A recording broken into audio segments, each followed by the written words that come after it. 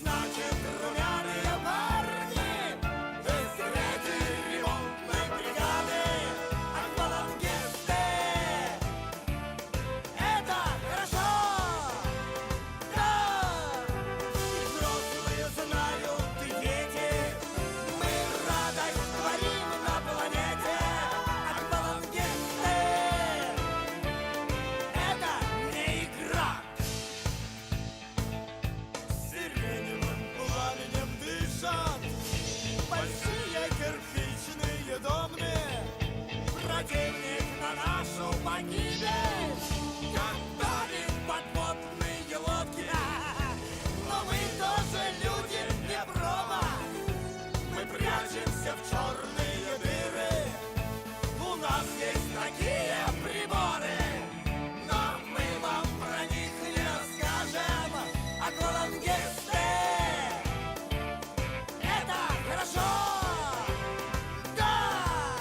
И взрослые знают, и дети. Мы радость творим на планете.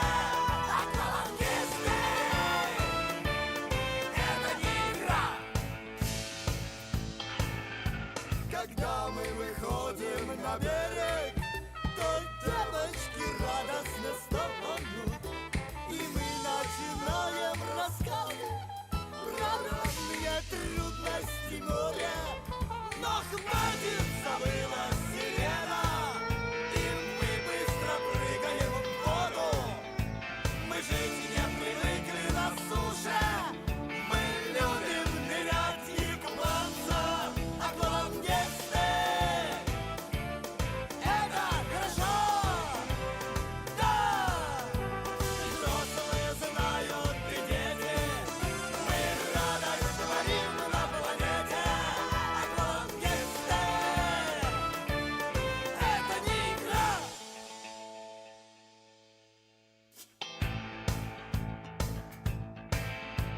Меня укусила акула. Тебя укусила акула. Ее укусила акула. Да нас всех укусила акула. Аквалангисты. Это не игра.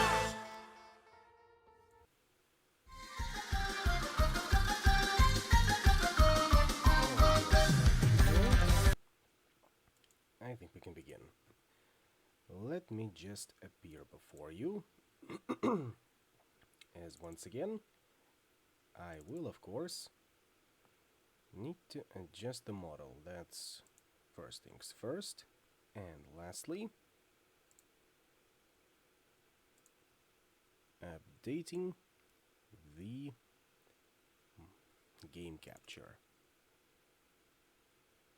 That should work now. Ideally. Come on now, game. There we go. There. All good now. Thank you, OBS. Now then. Good evening, afternoon, or whatever time of the day it is in your part of the planet. And welcome back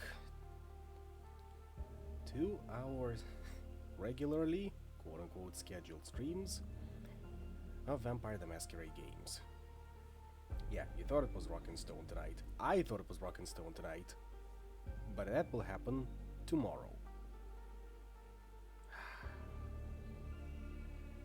Tomorrow! But for now, of course, let's get back to our regular old business of sucking blood and figuring out who is gonna try to do us in.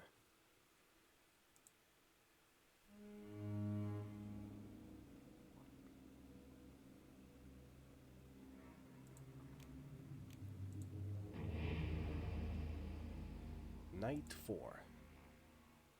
4 nights till New Year. Can you believe it? Half a week away.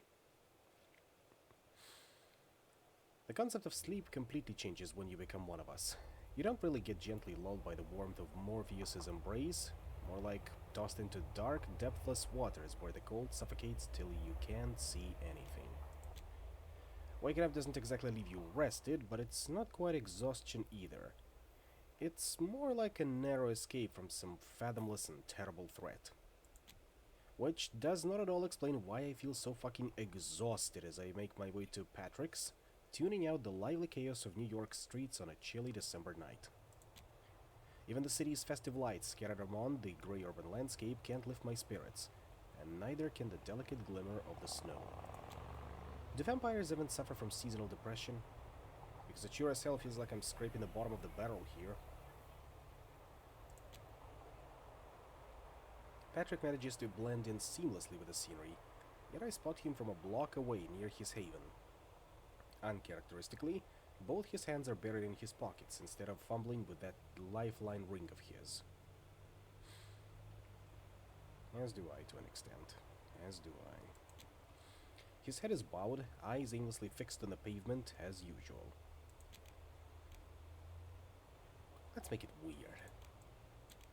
Hey, what's a kindred like you doing in a place like this? His expression softens into a wry smile. Oh, this old place. It's just where I hang out. I was actually waiting for you. I jokingly fan myself with my hand. Phew, it's getting hot in here. How about we switch gears and head straight to Hope? Let's do just that. Hope is rather busy these nights, so the sooner we approach her, the better. He swings open the passenger door with a flourish. Get in, please. A genuine chuckle escapes me. Playing the gallant tonight, huh? I slide into the seat as he rolls his eyes, and within moments we're speeding off, chasing a glimpse of hope for better days. Now, say it with me. Best girl. Patrick is careful and focused driver. His gaze is locked on the road ahead, hands glued to the wheel, body stiff as a board. Maybe there's something to this crazy Malkavian nature of those voices in his head that helps him anticipate all trouble on the road, because in spite of the notoriously bad traffic, he drives smoothly and surely. No jerky movements, no surprises. I like that. It makes me feel like I'm all by myself. I can relax, calm down the instincts that always steer me toward trouble. Today, I don't even bother him about his music taste. I just soak in the quiet hum of the engine and the muted bustle of New York on a snowy December night. It's Patrick who breaks the silence first. About this meeting with Hope. It's of a rather clandestine nature. Oh yeah? Yes. All I have managed to establish is that someone in the double spiral will hand us further instructions. Further instructions? What the hell is that supposed to mean? Honestly, I'm just as unmoored as you are. Pinning down Hope's thoughts or predicting her next moves is always a shot in the dark. All I can muster is a confused grunt, but inside, my thoughts are racing at a mile a minute. Not gonna lie, it's draining. 4 nights on Reynard's trail and it feels like I'm running in circles. The clues so far? Big fat zero from the Yanarks, a few scraps from Jess, dead-end chats with D'Angelo, and a nightmarish talk with Sansarek. All amounting to squat. All I can think of when I stare through the spotless window is the circulatory system might be our actual last hope. Capital H. You know, 'cause... never mind. The local security chief, Nastia was it? Decked out in what can only be described as K-pop cosplay, leads us through a long, dark room lined with massive servers covered in colorful blinking lights that vanish into the distance. Well, look at you, Hope, turning the place into a bang-up Star Trek cosplay. In the oppressive silence, I can easily identify the soft purring of the servers, whose fans spin relentlessly to churn the data out. The room's monotony is broken by the sharp clicking of a keyboard. At the far end of the space, a figure hunches over a desk, decked in a faded maroon hoodie with oversized noise-canceling headphones clamped over their ears. A barrage of arcane data races across the several screens before them, yet they remain eerily still, save for the rhythmic tap of their fingers. Nastia snaps her fingers to get my attention. Apparently Hope is extremely busy these days, but she'll spare us 5 minutes in the cloud. She gestures towards a sleek, state-of-the-art VR headset resting on a nearby table. Patrick shoots me a puzzled look and I stifle a laugh. He moves to pick up the VR headset, but Nastia bats his hand away sternly and points at me. Then she exits the room with echoing footsteps. Patrick and I exchange glances as he gestures theatrically into the VR set. Settle in then. Cool. Just, Make sure I don't get digitally abducted or something, okay? His smirk flickers briefly. I slip on the headset and the world around me plunges into darkness. The digital dreamscape unfolds before me in a swirl of pastel hues, slicing through an egregiously retro grid. I'm on the verge of scoffing at the tacky choice in visuals when suddenly the scene shifts into a deep, dark void, lit only by a distant, spiraling glow. I don't know where it comes from, but an eerie sense of familiarity sends shivers down my virtual spine. Out of nowhere, a voice pierces the silence. Kali Yuga, what brings you here to steal my precious time? Epoch the Anagram. Fancy. Very fancy. I scan the void in search of her avatar, but she's nowhere to be seen. Guest Snuff Enjoyer. Same old taupe. You can't steal what's willingly offered. A soft chuckle echoes from behind me. I spin around, finding no one, just a fleeting caress down my back, as if I'm merely a screen for her display. Frustrated, I turn again and finally her avatar materializes, serenely hovering just inches from me. Her appearance is laid back and yet ethereal, otherworldly, insane. It could just be my imagination playing tricks on me, but then again, I am... Oh, I know exactly who you are. I know everything about you, Kali Yuga, Kali, California? Really? Is it possible for Kindred to feel dizzy? I swear to God, it feels like my Vita is draining right out of my skull. The name's Kali in this Sun life. California is dead. But you were Kali long before that, weren't you? Just a frightened little hippie's daughter, cavorting through the dark web, hidden behind a name that made you feel cool. Kali Yuga. War personified, conflict and legs. Do you think you've lived up to that ominous alias, California? Have you caused enough ruin, wreaking havoc with just a careless click? It must have felt good having all this power over living beings and inanimate objects, deciding their fate with cold, calculated keystrokes. I know all your dirty little secrets, even those you left back at that music festival where California perished and Cali emerged from the flames of a dying phoenix. Even those trailing behind you like sins in your endless repentance. It feels like I'm back in the forums, dealing with hordes of idiots who hide behind anonymous profiles and spout bullshit. Fuck that, I'm not going through that hell again. Believe me. It's for the best. Doxing much, I see. What about your precious time, huh? How about you cut the crap and drop some actual wisdom?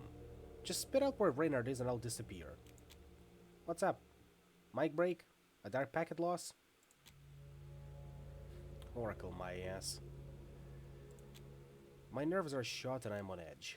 The last thing I expect is a gentle tap on my shoulder. I flinch and spin around, half expecting to see her digital figure, but all I see is the infinite dark. You can take off the headset now, Kali. The real, tangible version of Hope I see before me has her eyes glued to the phone on her hand and a bored expression on her face. There's a faded maroon hoodie over her shoulder, and a quick look at the now deserted desk confirms it. Really? Going all jigsaw on me like that? Seriously, I'm pissed. She doesn't even glance at me. I'm clued in on stuff like life, death, and scrambled eggs, but my knowledge in Red Ray Castle? Not so current since he flipped his shit. No clue where he's at or what he's up to. Yeah, tell me about it. Look, I'm just trying to figure out why he's at the top of the circulatory system's hit list. I mean, he's crazy, sure, but this is some serious shit. Oh, it's bigger than you think. But your little trip down their rabbit hole might just work out for both of us, as long as you snag some juicy intel from their database. Without looking up, she flicks her wrist and throws a small dongle at me. Make your way to the circulatory system's core, plug that sucker in, I'll slurp up the data without a peep. Basically untraceable, even to me, which is bonkers now that I think about it. Precious time, remember? Get it back to me and I'll give you into the goods. And I'll dive into the goods. And hey, if there's anything juicy in Red Ray, I'll throw you a big, meaty bone. You mean you'll let me in on the Reynard files?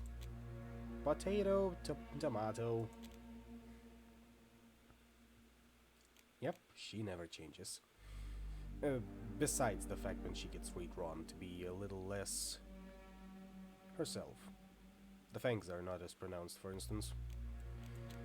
So this dongle snacks the data. What's the plan for getting in? You're on your own there, sweetheart. B&Es are not so my jam. Are so not my jam.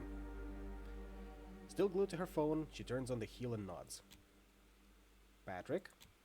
Hope. A pleasure, as always. As she strides out of the server room, I start to seethe. Are all Malkavians this insufferable? He pauses for a moment, pondering my question as if it's worth serious consideration. If we judge the entire clan based on one eccentric kindred, would that mean all Ravnos are jerks? I am not about to let him mock my struggling clan. Not that I care, clearly, but I'm definitely not missing an opportunity to throw it right back at him. Yeah, show me more of that more than two of my kin and let's find out. Right, I shouldn't have said that. On the inside, I am reveling in this tiny victory.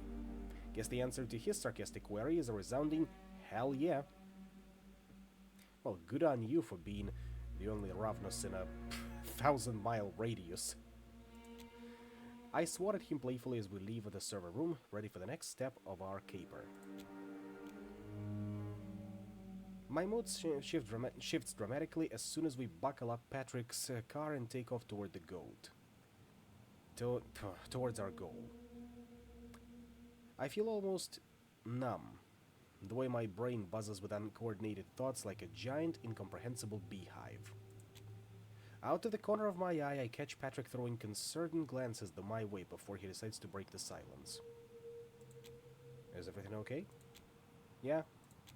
It's just that I might not know Reynard as well as I thought I did. The circulatory system, the antediluvians, some enigmatic powerful backer. I'm not even sure who he is anymore, and it's not like I can just ask him right now. Patrick absorbs my words, mulling over the thoughts in a heavy silence. I get it. It's really unsettling to realize you don't truly know someone you thought you were close to. Guess the ticking clock isn't making things any easier, huh? It fucking doesn't, but cheers for the reminder. My apologies. Wasn't trying to add to your stress.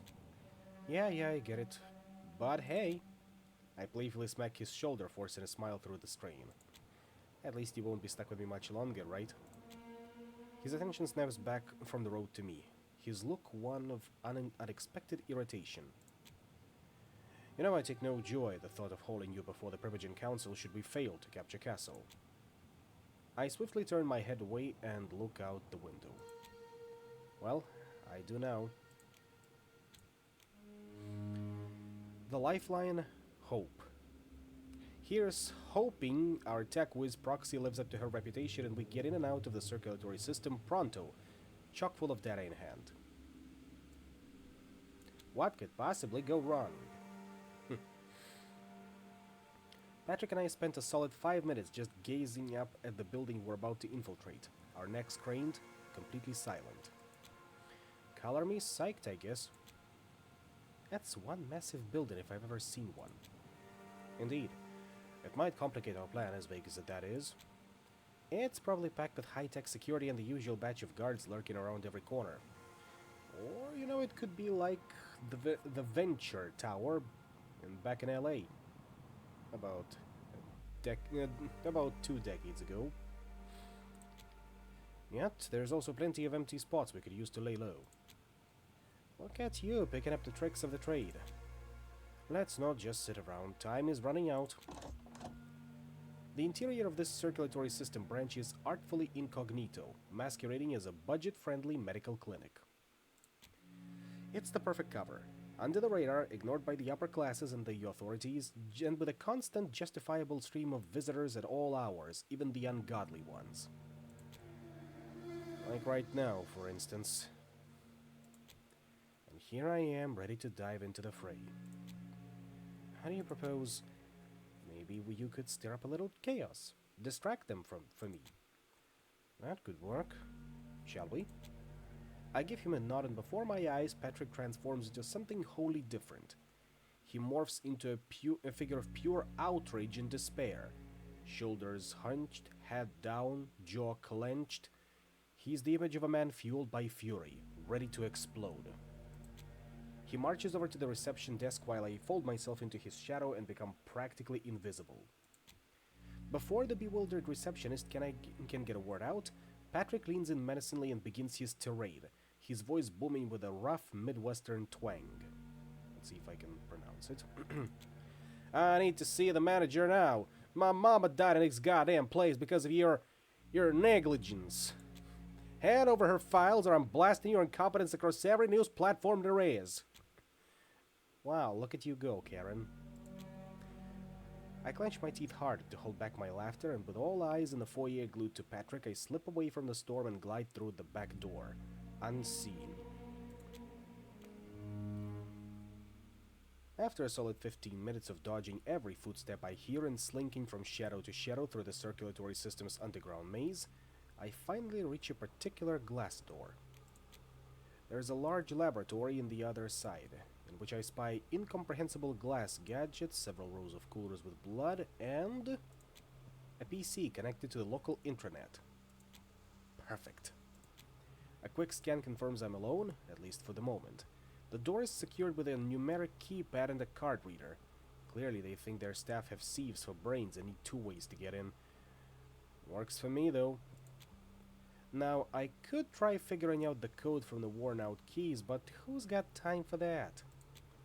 I pull out my trusty universal access card, wait for that satisfying beep, and I glide through the door. Just as I step inside, I feel something small scuttle between my boots. I glance down. A mouse?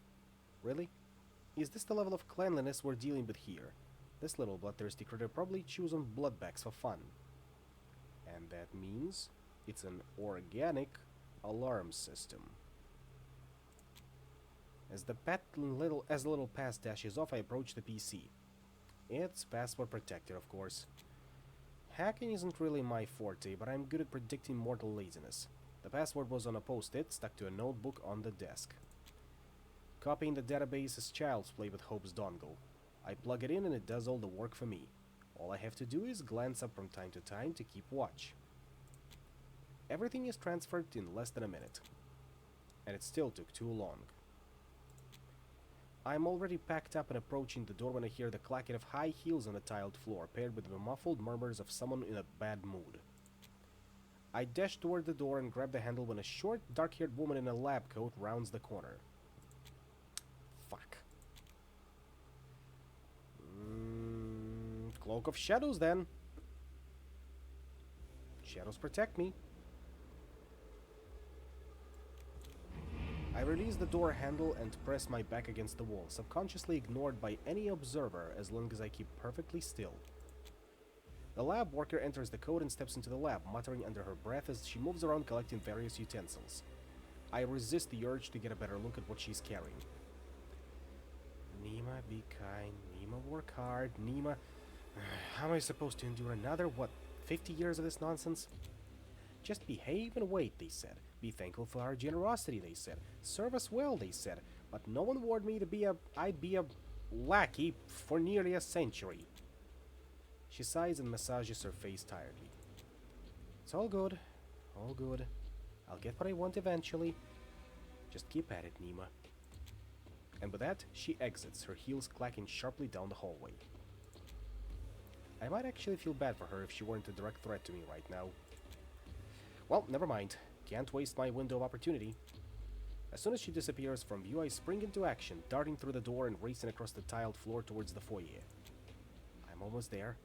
Almost there. But then, bam! I slam right into a security guard making his rounds. Like, seriously, could it be any more clumsy? I manage to slow down just in time, but dang, it's a close call. He's knocked to the ground, but gets his bearings immediately and jumps to his feet. His hand goes for the taser at his hip and his mouth opens to order me around, but no sound comes out of it. That's because I give him a swift roundhouse kick to the head and floor him. I briefly considered dragging him somewhere less conspicuous, but nah, ain't got time for that. I'm already busted. So I haul ass to the foyer, praying Patrick's done playing Karen and is ready to scram like yesternight. When I slip back into the foyer, Patrick's still going off on the poor receptionist, now joined by the other two red-faced employees, desperately trying to calm down the entitled jerk. I catch his eye for a fraction of a second and nod curtly before zipping toward the exit. And... you know what? You can take your fancy talk and shove it where the sun don't shine. Fuck you and see you in court. He storms off, actually beating me in our little race out the door. Before we're clear of that boring beige foyer, we bolt to the car and hop in within seconds. It's unclear if they notice someone making it off with their precious data, but the circulatory system does not immediately come after us. At least. Patrick's clearly geared up for a pursuit, the way he's maneuvering through the streets, pedal to the metal, eyes flicking around like a paranoid squirrel on the lookout for a tail.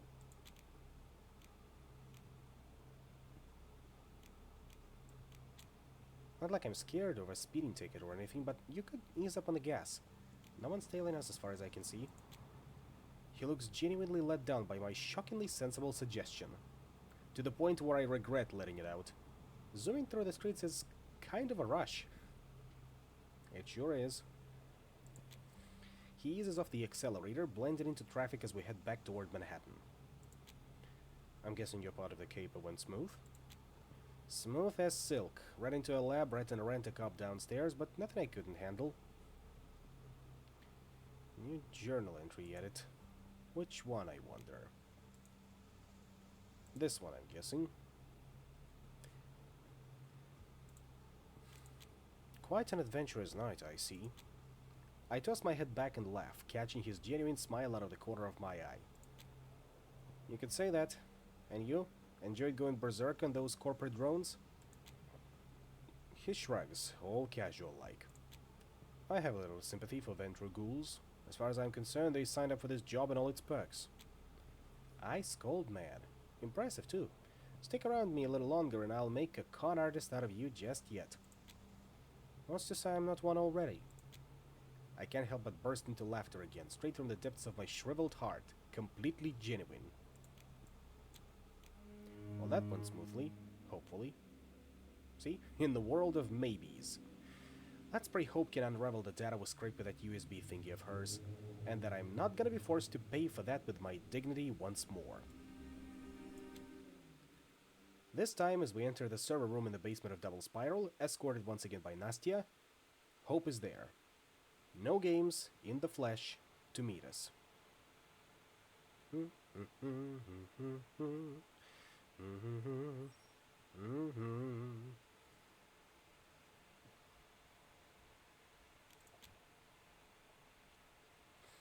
She does not spare us a glance, though, her eyes still glued to her phone as she impatiently extends her hand, gesturing for me to hurry up. I give her a low five first, but when she shoots me a displeased look, I immediately hand over the dongle.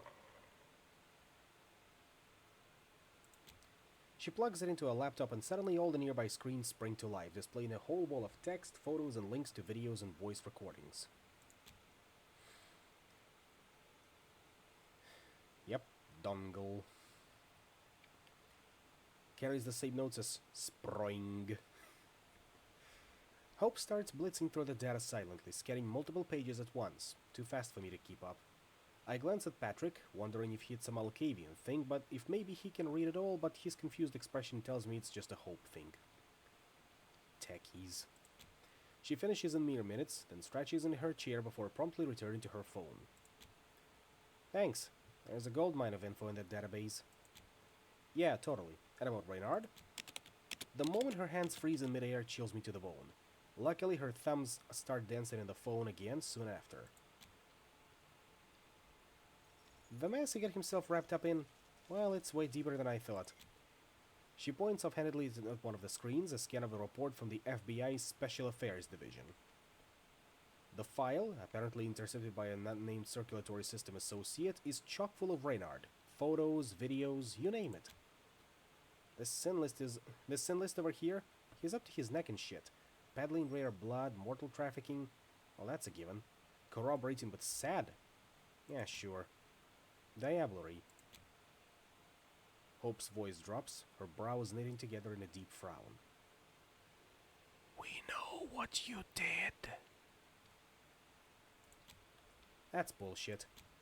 Of course it is. Despite the storm brewing in her data, her demeanor remains eerily serene. Wish I could say the same for myself. I can feel Patrick's gaze on me, but I refuse to meet it in fear that he might actually read something from my eyes. I know Saint, okay? Most of that stuff kind of rings a bell. A mere, a week ago I was the one pulling the strings behind the merchandise transfers through my dark web channels. Not that I always knew what was being shuffled around. I'm not sure how much I would have cared even if I knew. I've dabbled in some truly nasty shit both after and before my embrace. Okay, so that hot mess is what literally catapulted your sire to the top of the circulatory systems list. Is there anything else worth mentioning? Yep, arms trade. The fuck? That's actually news to me. Also, again, it's not like it's unheard of, kindred dipping their toes in selling guns. And, is there an issue? Nope, at least until you take a peek at whom he is trading with. But I mean, there's no way he could pull off, like, a weapon deal with a high-profile mortal. He's just too small for that, I think. I decided to take the bait. And who might this mortal be?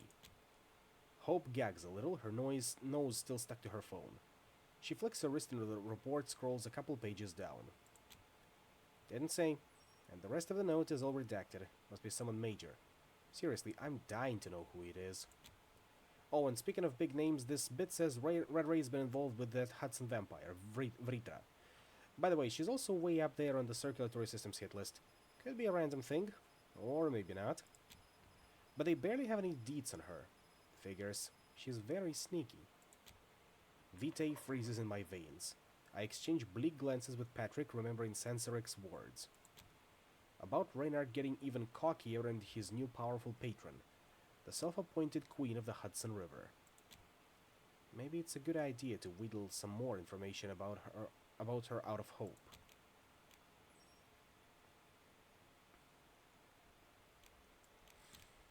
Yeah, Vritra's a tough cookie to crumble. Patrick shoots me a warning look, which frankly I don't understand. Intel is power, my guy. Oh? Did Red Ray spill the tea about her? Tell me everything. I'm super curious. I don't need any tea to tear the talk around the city. Everyone in their sire's shitting their pants over her. True. And they're right, though. No one's really got anything solid on her. Not even me. It's just that she's definitely mixed up in some nasty shit. So, word is she might be linked with the Black Hand. But honestly, if there was any proof, I'd have totally found it by now. Patrick visibly twitches and gets busy spinning with his ring. The Black Hand? You mean the Sabbat? Aren't they extinct on the East Coast? They were driven out of New York City 2 decades ago. It does not mean they're extinct. How do you always know just too much, Patty? Seriously, my offer's still on the table. I could really use someone with your neck for sniffing things out. Thank you, but I must decline. Shame. But as I said, I don't think she is with the Sabbat. It just doesn't jibe with her, modus operandi. Care to elaborate on that? She sighs deeply, as if my questions are a real pain, but then starts talking almost immediately. Maybe she actually wants to talk, but can't, because she's got a reputation to uphold. Is she working her info broker magic as we speak? Homegirl is diligent, that's for sure. Yeah, like a year and a half ago, Vritra just popped up in New York overnight, took over the whole Hudson River and half of Staten Island as her domain, and then just ghosted everyone. What do you mean? I thought she's been keeping the city in check the whole time?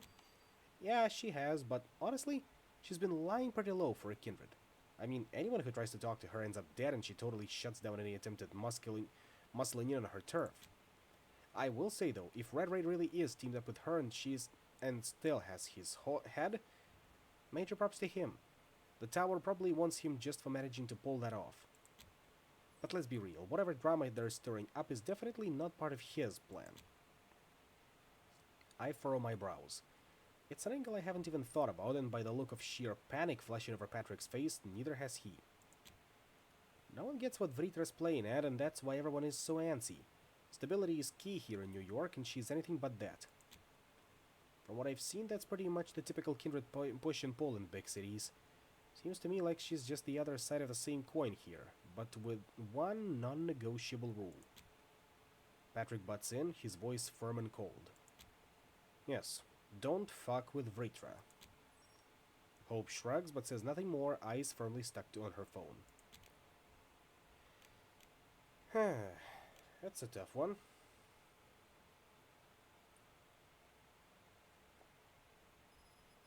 But let's try and bait a little bit more info out of Hope. So a few bits on Reynard, next to nothing about Vritra. Seems like you didn't really find anything interesting in that file. Hope just laughs, completely blowing me off, while Patrick gives an epic eye roll. That's how much cringe I received from the epic eye roll phrase. It's almost aggravated damage, tell you. I bet any other info dealer would have gotten to the good stuff. Then she actually looks me dead in the eye, eyebrows shooting up to her hairline, with this incredulous smirk spreading across her face. Are you trying to get a rise out of me? That's adorable. Patty, tell her she's adorable. I'm not your minion, Hope. Fine, fine, keep your stick up your ass. Just because you're super cute, I'll throw in another tidbit for you. This report is kind of making some guesses about Addison Payne. Addison Payne? Wait, isn't this the old fart in a wheelchair from the Camarilla? Sure is. So what guesses are we talking about? So these bits aren't from the SAD report. They're straight from the circulatory system based on whatever stuff they dug up in the file. There's some buzz about Addison Payne and where he really stands, especially since he supposedly bought spiked blood from your sire. Payne? Buying from Castle? How would he do that? A Ventru of his position has no need to stoop so low.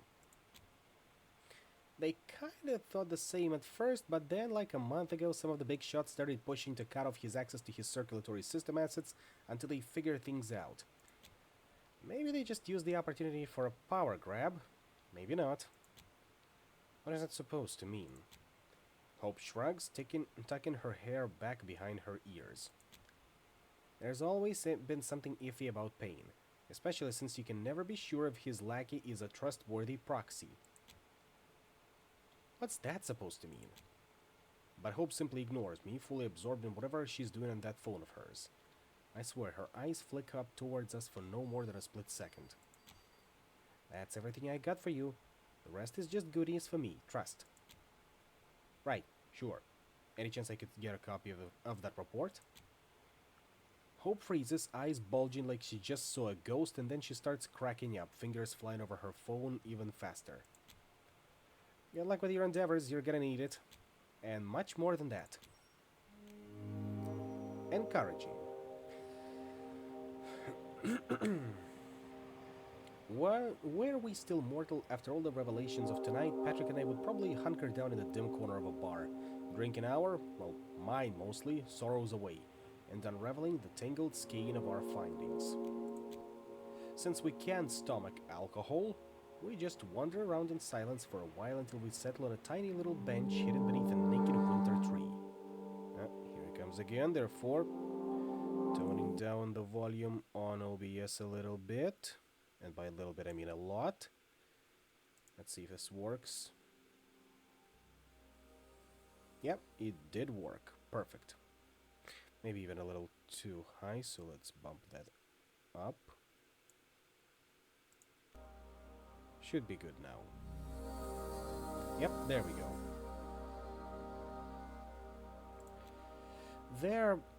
Well, I'd like to say that we talk, but it's more like a floodgate bursting within me, unleashing a tidal wave of pent-up frustration. And Patrick just quietly lets me rant, slowly spinning his ring and nodding from time to time. The sheer number of times Reynard pops up in these SAD files is pretty fucking concerning. Not only because of the actual shit he's pulled, but also because he's been so damn sloppy about it. They have so much stuff on him. Stuff that could have easily been avoided if he'd just, I don't know, put a bit of thought into his actions, and kept me in the loop, maybe. Like, it's no coincidence that there is nothing specific about me in that file, you know? I clean up after myself thoroughly, I think. Regular people wouldn't find shit, and Reynard left so much fucking trail behind him I'm surprised he's not in some kindred Guantanamo Bay by now. They could have bagged him without breaking a sweat. Patrick gives him a skeptical hum, leaning forward and examining his ring. And yet they haven't. Perhaps that speaks volumes about your sire's ability to dodge bullets even deep in hostile trenches. I snort inelegantly. Yeah, I guess. He's Ravnos after all. There's a few beats of silence before Patrick speaks up again. Any idea why Reynard might be dealing in arms with a mortal? I sigh deeply, feeling the air expand my lungs more than humanly possible, and shake my head. Honestly, Patrick, I feel like I don't know shit anymore. I mean, Reynard was never particularly precious towards mortals, so I thought maybe we'd end up wrangling some eventually. But now, I just don't know. My theory is that A. He's looking for a super special weapon to kill an antediluvian with, and B. He's just looking for powerful weapons to acquire from mortals. And it being able to kill an antediluvian is a nice side bonus. Plus, arms dealing? That is so... I don't know. It's not our style, you know? We're Ravnos, we're tricksters, con artists, not warlords. I can't recall dealing with a single mortal since my embrace almost 2 years ago. If Reynard was peddling something I expected to be fake shit, decoys or whatever, but guns? It just doesn't make any sense. Patrick gives the deliberate cough of his, the prelude to dropping some unsettling truth. I hate to be the bearer of harsh truths, but I get the feeling that you never truly knew your sire. A couple of nights ago I would have flipped out at that suggestion, but now... I collect a handful of gravel from the ground and toss it, bit by bit, into a puddle of melting snow.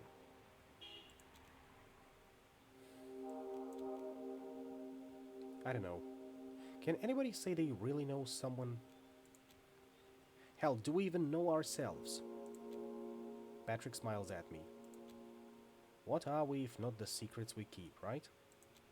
I smile right back at him. Who came up with that nugget? I need to shake her hand or something. You know, I think you shouldn't be blaming yourself for this dishonesty. It's quite literally not your fault. Nobody can go through this ordeal expecting to be crossed by at every given moment, especially by those we trust the most. That would be a pretty miserable existence, don't you think? I'm not equipped to unpack all that right now, sorry. Besides, I have no cash on me for that therapy session you're pushing for, Dr. Conroy. He smiles a little wry, but not hostile at all. You know, thinking about it, we've been hunting down my sire for 4 nights, and I realize how I know jack shit about yours. Care to share a bit, in the spirit of this painfully awkward moment? He keeps quiet for a little while. Frankly, I can't tell you much about them because I don't know myself. What do you mean? I simply don't know who embraced me. He clears his throat and hesitates while I fight the urge to dig deeper. It's a faint memory, but I remember almost dying towards the end of World War II, somewhere along the Western Front, I think. And then I remember crawling out of a pile of corpses the next night. That is all. I assume I was embraced by a fellow soldier, but there's really no way to confirm. Patrick, I'm so sorry. I pat him awkwardly on the shoulder and he nods, looking not at me but at his lucky ring. That makes Patrick, at least, and with the given information, as old as Benoit. Maybe a little younger by, I suppose, a decade or so, but puts him in the same age category, roughly. I've come to terms with it, but I appreciate the sentiment. We sit in silence for a bit longer. There aren't many people around, but the city still feels alive, bustling even at 3 in the morning in late December. The air between us is a little tense. Probably shouldn't have prodded him about his sire, but Well, I'm me. I scramble for a new topic and remember we haven't finished discussing our latest scoop from the circulatory systems database. So, what I can't wrap my head around is why someone like Payne, a big shot Ventru, would go to such lengths to avoid buying blood through the company he partially owns. Is he like trying to back out, tank their stock on purpose, or what? Or maybe he's plotting to start his own gig. Hard to see how with all the Ventru red tape, but maybe? Could he be setting up Reynard as his go-to supplier, or is that stretching it a bit too much? Indeed, that does seem like a stretch. It's an audacious, almost disrespectful move. Not really Payne's way of doing things, especially when he's trying to usurp Penhard. But why else would he do that? The file did say he was buying spiked blood from Reynard. That's oddly specific. Maybe that particular type wasn't available through the circulatory system. I mean, all blood bags are spiked. That's the only way they stay edible. One of the reasons why the resident Duskborn alchemist had so much shit to do all the time in our gang.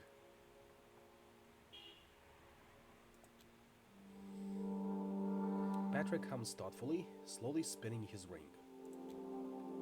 Well, I'm stumped, but hopefully we can find a way to use that information to your advantage when we face the council. You mean like exposing Payne as a fraud right in front of everyone? Damn, Conroy, that's some serious badassery for you. Something that Julia was able to do. It would be badassery if we had any evidence of these suspicions, which we unfortunately do not. I deflate a little, clicking my tongue. Yeah, I guess that's an obstacle. And how does Vritra fit into all of this? The ever-elusive mistress of the Hudson River. Think we could dangle her as bait before the council? Patrick stills and stiffens, spinning the dice ring as fast as his hands allow. Fuck. I forgot he's so irrationally terrible with her. I'm grasping at straws, I know, but everyone's freaked out by her. I'm not saying Reynard usually shies away from tough cases, but there are so many easier targets to scam. It's all so fucked up. I don't get any of it. I don't understand either. He so does not want to talk about her. Fine, I'll let him off the hook this time. The weight of tonight's events is starting to crush me, and maintaining this upbeat mask is draining anyway. Thankfully, this time it's Patrick who breaks the awkward silence. Tonight marks the last night in the grace period Kadir gave you. All of our leads have dried up. It is unlikely we would find anything else or use anyway. I think we have enough circumstantial proof to clear your name in the eyes of the council. We could trade it for your freedom. You mean for a longer leash? They won't clear me unless I hand over Reynard, and we both know it. Sure, we have some solid clues, but they're just that. The way the Camarilla treated me, well, I'm not exactly optimistic about returning empty-handed. Best case scenario, they order me to stay in the city and give me another impossible task. Worst case scenario, Kadir takes my head clean off my shoulders. And I don't even know where that leaves you. Technically, you were just supposed to keep an eye on me, but I gesture vaguely and Patrick signs defeated. Yeah, he squints at the starless sky. There's still time until sunrise, but I doubt we'll find anyone at Elysium tonight. He gives me a careful once-over, doubtful and pity clear as stars in his eyes. Do you have a safe place to stay that day? I'll give it my haven if needed. The couch should still be there, I believe. I crack a faint smile. Should still be there, huh? Good thing I didn't get into sales, cause you wouldn't sell shit. I have some options, I guess. I've only used a couple of our safe houses around New York so far. I don't know. Can I catch up with you later or something? I need some time to think. On my own. He looks at me for a long while, tilting his head hesitantly while his spidery fingers slowly spin his dice ring. And then he just stops and nods curtly. Take your time. I'll wait for you until dawn. I chuckled disbelievingly, unable to keep just a little bit of bitterness creeping into my voice. What if I skip town or something, taking advantage of your misguided generosity? I don't think you will. You haven't thus far, have you? He stands looking down at me intently. I still believe we can turn this Titanic around before it crashes into the iceberg. We just need to get a hold of the steering wheel. He gives my shoulder a reassuring pat and strides off into the night, leaving me to my ruminations. Okay, feeding opportunity, a side quest, or the detour, and continuation. I don't think we need to feed just yet. So let's just go for a detour, blood and cigarettes. I don't know what to do anymore. Thinking is a dead end, but clearing my head seems equal out of reach. I've got to at least try to get my shit together, or I might as well cut off my own head before the sheriff does it for me. As I try to piece together the scattered details of the past few nights, the less likely it seems that tomorrow will end on a high note. For me, at least. Aside from Patrick, I have no allies in Elysium. Forget allies. I'd settle for anyone who doesn't despise me at this point. But earning neutrality, let alone favor, seems like a tall order when I have nothing but half-baked leads. Honestly, I'd rather fixate on my impending doom. Any other thought would just make me want to collapse and melt into the slush.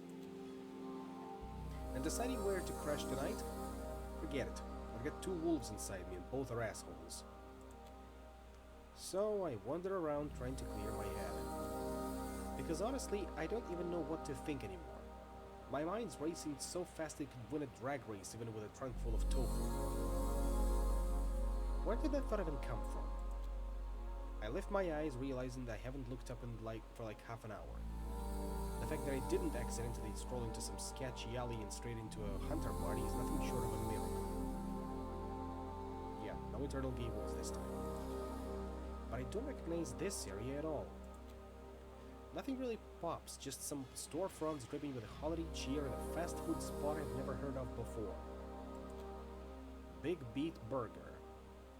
Oh, I know where this is going. Do you know where this is going?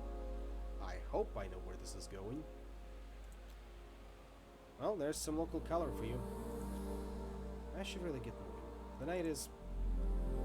Why do I always bump into the most unlikely people in the most unlikely places? I turn around. It's Julia, stepping right out of the fast food joint. Yep, just as I thought. Fuck. How? But seeing as you've wandered into my territory, I guess you're just stalking me. Which, just so you know, I'm not a fan of. Stalking? You literally just walked out of... Why would I even stalk you? Julia pulls out a pack of cigarettes without breaking eye contact. Clearly to butter me up and get me on your good side tomorrow night. What else? Damn, why didn't I think of that? And really, you couldn't have chosen a worse target. You won't sweet-talk anything out of me. I already have a soft spot for underdogs. Reynard is an absolute asshole, but he got one thing right. I'm shit when it comes to politicking. Well, sorry not sorry to disappoint. I was just moping around, not trying to pull off any grand schemes. Hey, thanks for the vote of confidence. She gives a hollow laugh and lights her cigarette. We share a quiet moment for a bit, and just when the silence starts to get unbearably heavy...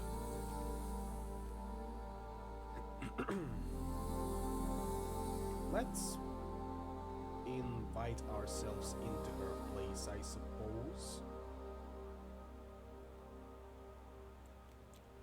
I wouldn't have guessed you're into beer and beef and fries. Julia just shrugs dismissively. Consider it my personal hangout. Costs me a cup of coffee a night and comes with a few perks. Like, what kind of perks? She flashes a mischievous smile and I immediately know it's better not to dig any further. So I assume your little investigation didn't turn up much. Castle's still off the radar? I just nod, feeling defeated. I mean, we dug up a giant pile of shit, and I guess gonna guess who's smack in the middle of it? Ray? She raises her hand to stop me. Keep the details to yourself. I'm not the one you should be confessing to anyway. Plus, I'd rather not have to pretend to be surprised tomorrow night. Just tell me how you feel about what you've uncovered. Suddenly, I'm mentally dragged through the past 3 nights, the memories crashing into my mind uninvited. I feel like... I've got nothing solid, just a mess of he said, she said, with some guesses in the mix. Honestly, I feel like shit, both about what we found and all the implications. Julia watches me quietly for a moment, assessing me maybe. It's hard to read the expression in those pale eyes of hers. She takes a long drag from her cigarette before speaking. Just a little friendly advice, Callie. Whatever you decide to do, however you plan to handle this mess, don't hold back. Keep up the momentum. Push hard. Don't even think of falling. Because if you show up looking as dejected as you do now, they'll dismantle you piece by piece and eat you alive. And that would be a real shame.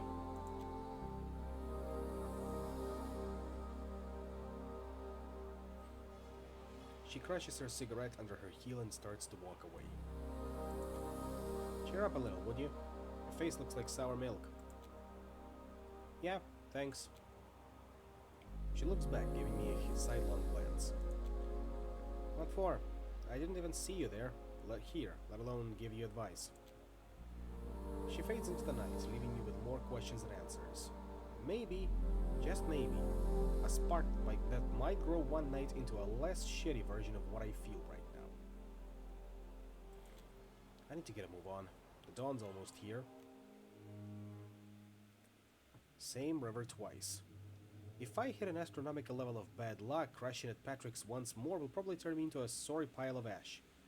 I'll have to sweep up at sundown, like with a broom. But after all the crap we found out about Reynard, I honestly couldn't care less. I've been trying to get my shit together for the last hour, just walking all these damn streets of New York. Spoiler alert, it's not working. I don't even know why I told Patrick to leave me alone. I usually keep people close to stop my brain from going to dark places. Turns out too much me time just lets the shitty feelings take over. And the simple act of putting one foot in front of the other does not soothe the anger, the hurt, and the betrayal. These emotions cling to me like leeches, refusing to let go. All that crap, the gestures, the pep talks, our gigs making me think we had a bond, fucking lies, all of it. It still hurts. So yeah, I'm still a mess inside, my gritted teeth keeping me in the dry tears at bay. Right now, I'd seriously rather chew off my own tongue than give Reynard the satisfaction of hearing me sob. Fuck all that. Every part of me is screaming for some kind of release, some justice. I even have this crazy urge to just smash anything about me that reminds me of Reynard. But honestly, what would even be left of me? If that dickhead already bled his final death, I swear to God, if I could find his ashes, I'd spit on them. Shit. Who am I kidding? I'm such a pathetic loser, I'd probably forgive him in a second if he came back, even if he does not give a damn. Christ, this sucks so much. But, it does not matter. Dawn's coming up fast and it's time to settle down for the day. I could use some company, even if it means potentially screwing myself over by crashing twice in the same place so soon. A shred of clarity returns to my mind eventually. I find myself glaring at Patrick's haven across the street, my hands still traveling from the shitstorm of emotions I'm barely keeping under control. I know I shouldn't be here, shouldn't be risking my ass. Right now I'm so over everything that I seriously don't give a fuck. Let's stick through. I lift my hand and tap on the door softly. The noise is so faint it's almost lost in the night. Suddenly the door creaks open and there's Patrick with an armful of books. He moves quickly, letting me into the safety of his haven. Come on in. Come in. Sun's about to rise. Everything is exactly where it should be.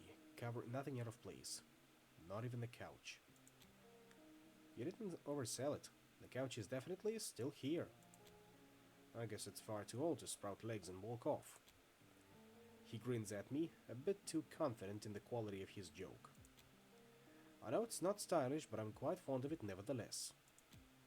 Let's say it's charmingly dilapidated. Would you rather use the bed tonight? wouldn't be any... I throw my hand up and immediately cut him off. No, no, that's okay. Just making sure we won't find ourselves in the infamous only one bed situation. Patrick tilts his head, an unspoken question hanging in the air. I mean, you're all into that bookish stuff. I thought... Never mind, it's nothing. Believe me. He nods and goes back to whatever he was sorting on his shelves. I take that as my cue to slip away to the corner of the couch. I'm too tired to speak, which is rare for me. I shut my eyes briefly, fingers tapping restlessly on my legs. It's a futile effort to calm the lingering irritation. My movements only seem to stir it up more. Care to share what's on your mind? Your thoughts are so loud they practically blend in with my voices. No rest for the wicked, huh? Just going through my list of excuses for tomorrow night, cause, you know, I'd like to keep my head where it is. Are you thinking of anything in particular?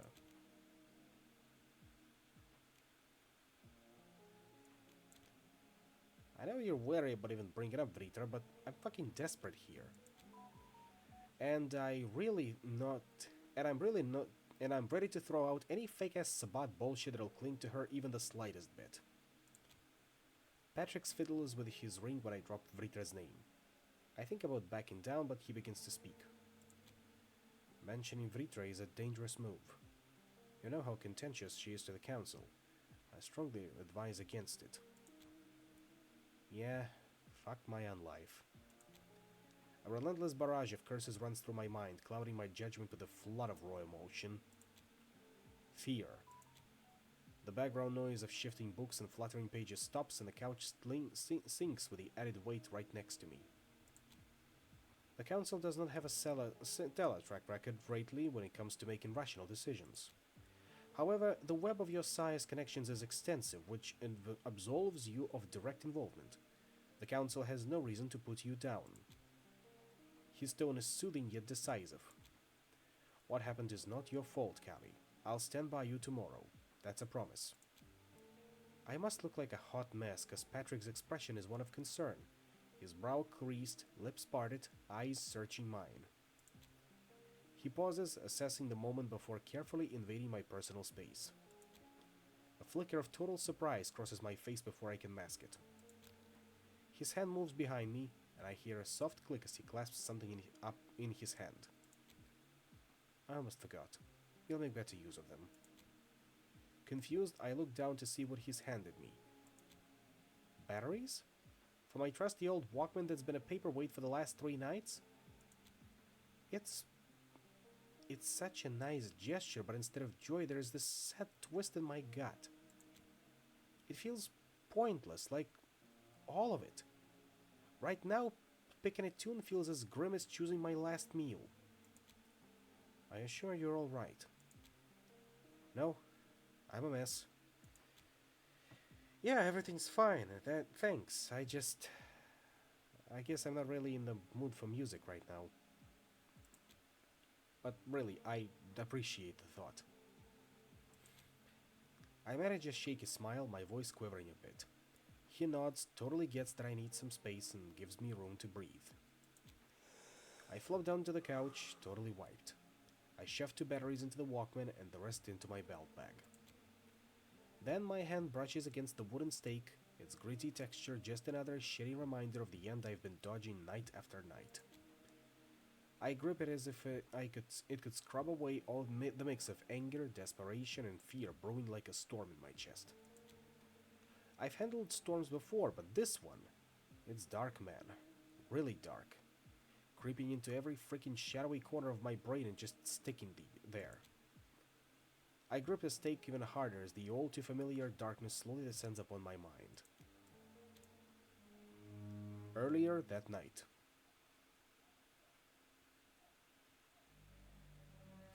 When you talk about cleansing New York from the so-called rot underneath, Mr. Fletcher, is this a part of your elaborate campaign to position yourself in the upcoming mayoral election? And there he is. It's not about political ambition, it's about addressing issues that have been neglected for far too long. New York is facing challenges that can't be solved by traditional governance alone. I'm talking about Deep, systemic problems that require unconventional approach. Unconventional, like claiming you have, quote, enough manpower to clean up the entire city. What exactly does that entail? Because to our viewers, it sounds just like a threat of vigilante justice. What I mean by manpower is having the right team with the right skills and dedication. It's not about taking the law into our own hands, it's about supporting the city in ways the current infrastructure can't. But what are these deep systemic problems you're so eager to fight? You're being rather vague, Mr. Fletcher. Let's just say there are threats to the city that aren't as visible or as easily quantified as crime rates or economic data. They're far more insidious. And while I can't divulge in the specifics, I assure you that you won't have to wait long to see the results of our initiative. Mr. Fletcher, with all due respect, it all sounds like the plot of a science fiction novel. How do you expect the public to take you seriously when you speak in riddles? I understand the skepticism. I am a stalwart believer in transparency, and in due time everything will be made clear. Right now, it's about laying the groundwork for a safer, stronger New York. Let's be frank. Your narrative is stirring more confusion and concern than confidence. Are you really suggesting there is a hidden danger just so severe that it requires a controversial character like you to step in and save the day? Yes, it is, just drawn a bit differently. I was going to mention it at some point, but good on you for noticing.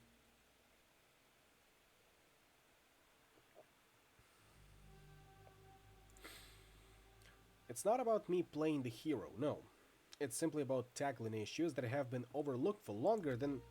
I'm sorry, Mr. Fletcher, but we're out of time. Thank you for joining us here today. But, this just in, folks. The Times Square Ball's new color for this New Year's Eve will be announced very soon, and I'm sure many of you have been waiting for...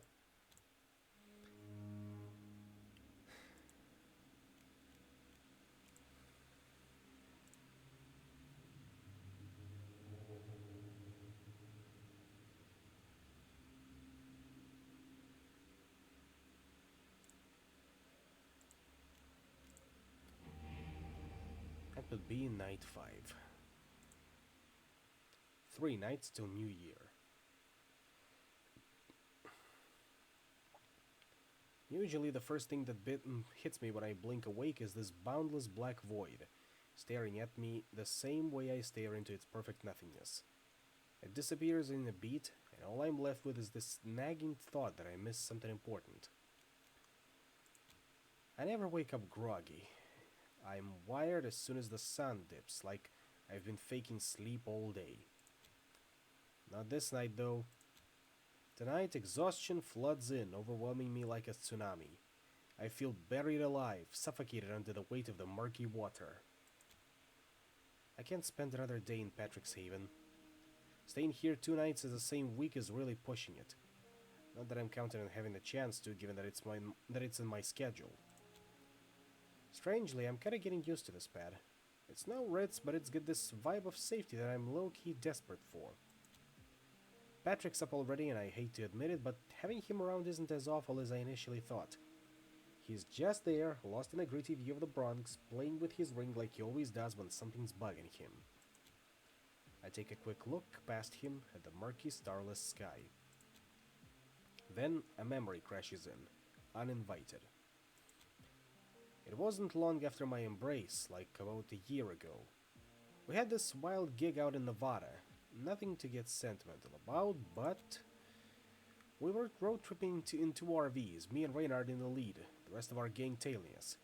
Completely out of nowhere, Reynard grabs the wheel and veers us straight into the desert, leaving the others far behind.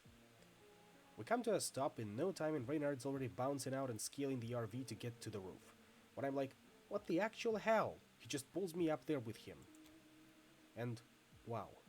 Just wow. This absolute darkness, with a sky so thick that with stars it could make anyone feel dizzy, I swear to God. I could have kept on loving that life, drifting from state to state with my gang, my family. But everything's gone to hell because of Reynard. So why do I have to be the one paying for this shit? And why can't I even bring myself to hate him? That's what Bloodborne does to you. I pound my fists into the couch. Dust stirs up from the cushions, floating eerily in the dim candlelight. Let's go. They're probably waiting for us already. Yeah, there's no point dragging this out and pissing them off even more. Nothing to do but get my shit together and pray that Lady Luck has my back. Still, it's hard for me to move. It's like I'm glued to the couch. The silence fills the room with all that is unspoken. Then his voice, soft and almost imperceptible, cuts through the veil. Listen, here comes the pity party. If you're gonna start with that, Kali, calm down and hear me out just this once, without interrupting. The shift in tone, it's enough to make me zip my lip, which says a lot. Look, I can't promise you a rosy outcome. No pep talk either. You're too clever for that. What I can promise you is that I'll be there for you and do my best to convince the council to let you go. I just nod, kind of dazed. His words, so raw and sincere, anchor me to this moment more than ever, providing the strange sort of comfort. So, are you ready? Yeah, let's just go.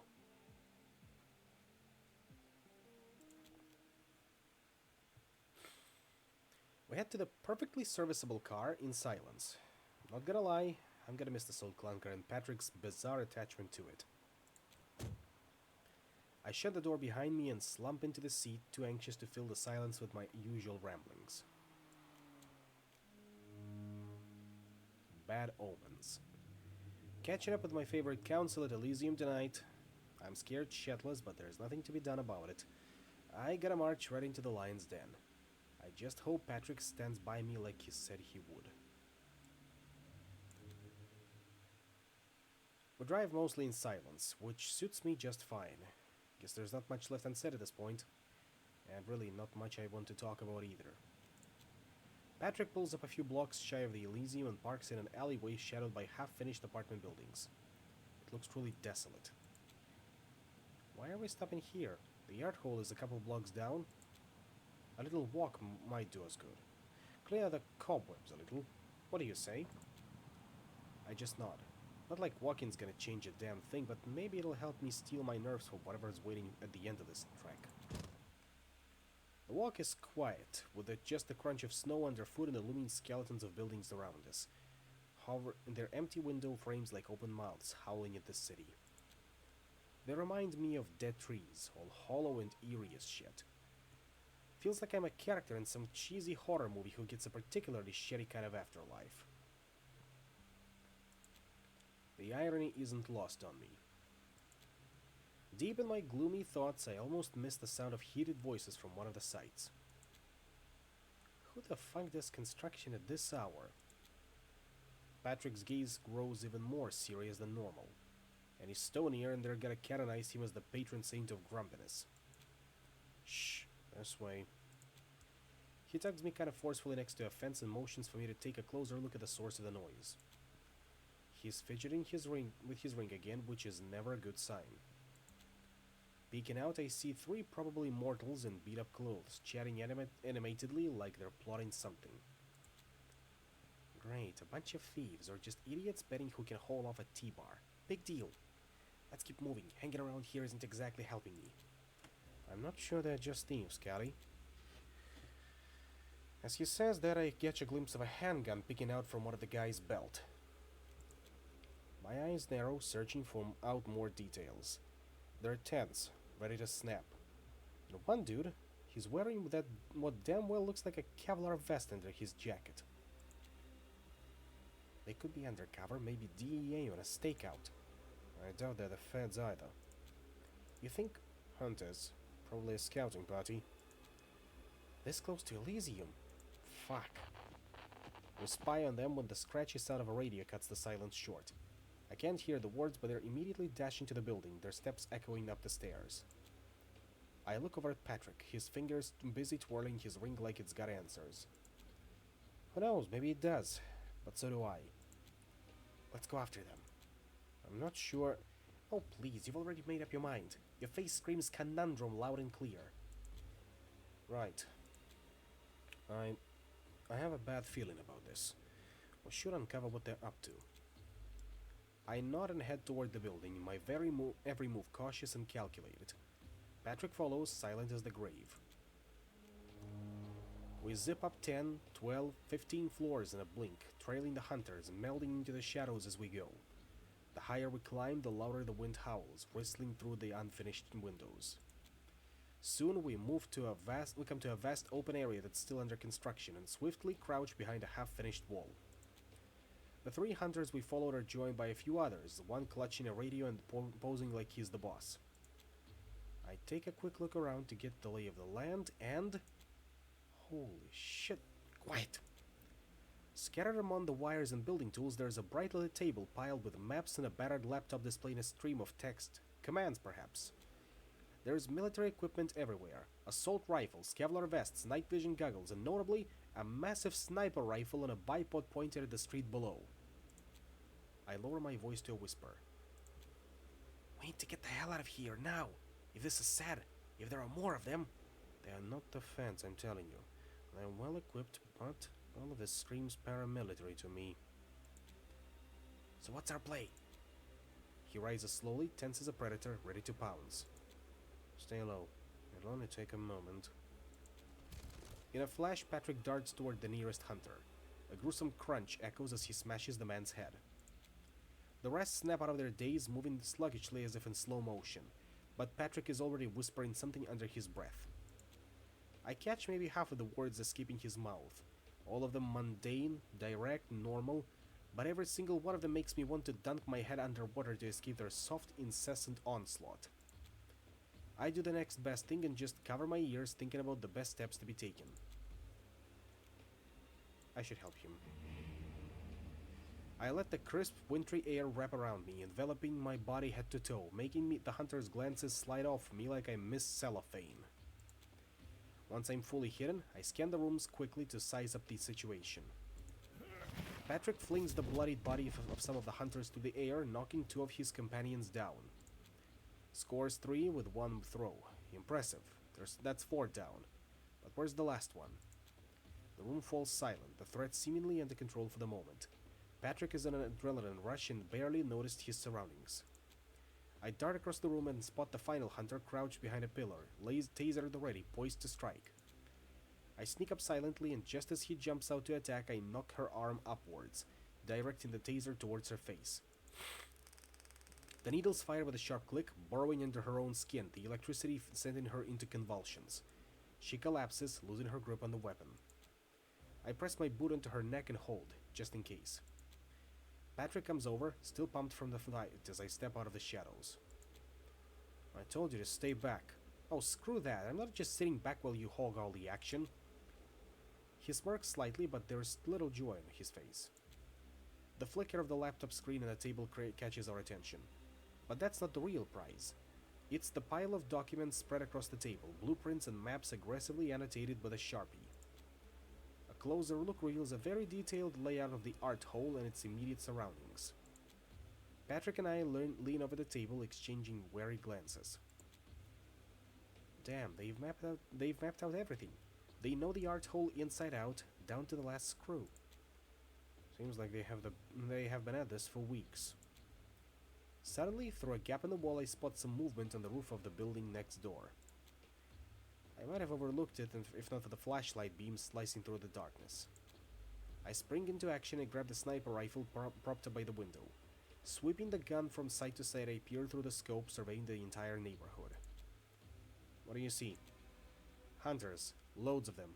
All over the fucking shop. Several other surveillance squads are spread out around us, all focusing on Elysium, forming a tight net, effectively sealing off the art hole's perimeter.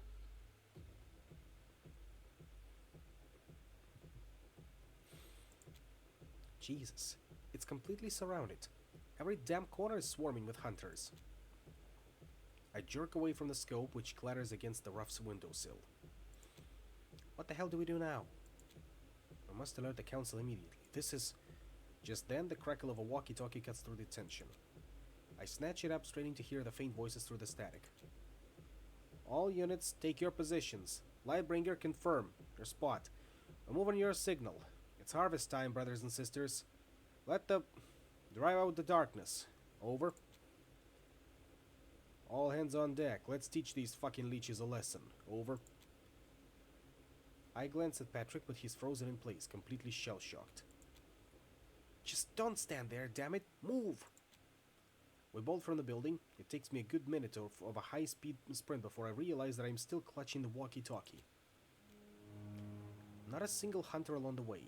It's like Lady Luck's smiling on us, or maybe it's Patrick's voices who are still leading us unscathed around all the patrols.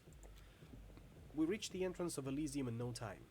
I'm fixated on the door, noticing the red thermal light is off, a good sign that there is no immediate danger. Suddenly, I'm shoved aside.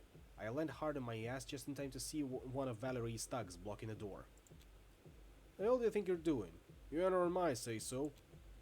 Patrick reaches down to help me up, but I'm already on my feet, driven by pure unbridled rage. "Get the fuck out of my way!" I try to push past him, but he's like a brick wall. Stubborn, immovable fucking object. "What's your fucking problem? You go in when I..." Before he can finish, a fist with glittering rings lands squarely into his face, smashing him back against the wall. I shoot Patrick a look. He's fuming. Perfect. We exchange a glance and I charge into the art hall, my caretaker hot on my heels. Our entrance stops at the incessant debating dead in its tracks. Jaws hit the floor, eyes widen, but the only thing I really notice is the murderous look the sheriff throws our way. I nearly trip over my own feet, but somehow regain my balance and end up on my knees. A quick glance tells me the room hasn't changed much since my last visit, except for the noticeable absence of the Anarch Baron. What on earth is this intrusion? You can't possibly... This is hardly an appropriate entrance for one of whose fate is so precarious, Ravnos. All they need to do is listen. Just fucking listen. There. The hunt... Dear, shall we just skip the trial? She's obviously courting final death here. Everyone just shut the hell up for 1 second. They obviously have a reason. Esteemed counsel, please, you must listen to... I feel a harsh grip on my arm, wrenching it up back painfully. Can't they just shut up for one... You both are gonna regret this. What are your plans for dealing with this, Sheriff? In my domain. Unacceptable. Valerie, seize them. Enough. His voice slices through the chaos, commanding instant silence. Patrick seizes the moment to push Valerie's thug off me, none too gently. The sheriff lets the moment linger, soaking it up until the last whisper dies down. Then he holds it a bit longer before breaking it like a vow. You've let your raven fly, Conroy. His words carry the weight of impending doom, heavy with promised violence. You'd better have a good reason for this disruption. Exceptionally good. Would we storm in here if... Sheriff, it's the hunters. There's a swarm of them, armed to the teeth. They're advancing on the Elysium. We saw them. My shouts bounce off the walls and suddenly everyone is too stunned to speak. The silence drags on. And on. Should this prove to be yet another one of your schemes, Raven, I swear, this is preposterous. There's simply no conceivable way that... You're all completely out of your fucking minds. Just listen to her. Their ears are closed, sealed shut. They're too fucking obstinate, too damn set in their old, tired ways. It's nothing but endless prattle with them, the constant yapping of those drunk on their own authority, blind, so deliberately blind to the actual dangers lurking beyond. We're screwed, every last one of us. Linebringer, the BFB is ready for launch. Countdown imminent. Over. Did the man name this fucking thing or what? Patrick gives me a look, eyeing the walkie-talkie in my hand. Of course. I straighten up and slam the walkie-talkie down to their oversized, ludicrously grand table. The quarreling stops. They're all ears now, listening to the hunter comms. This is Linebringer. We're green for launch. Initiating countdown. 10. 9. Holy shit, they're actually going to... The sheriff twitches as if breaking out of suspended animation. Understanding blooms on his face like blood on broken skin. Evacuate the premises. Now! Everyone go! Go! Just like that, it finally clicks for them. But it's already too late. 6. 5. I bolt, no idea where to, just following the mob in some desperate hope that... 3. 2. The last image seared into my memory is Patrick's face just before 1.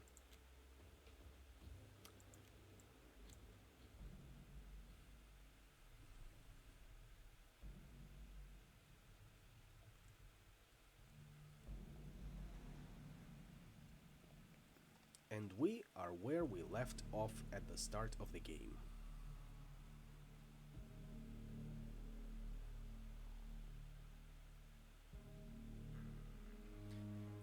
A desert brave, flames licking the sky like a cosmic joke. I dance as if the fire could burn away the fringes of my expanding self. But ash is just the ghost of fire. Those moments are so distant now, a festival of fire and freedom. But what does a kindred seek in the flames? Redemption? Destruction?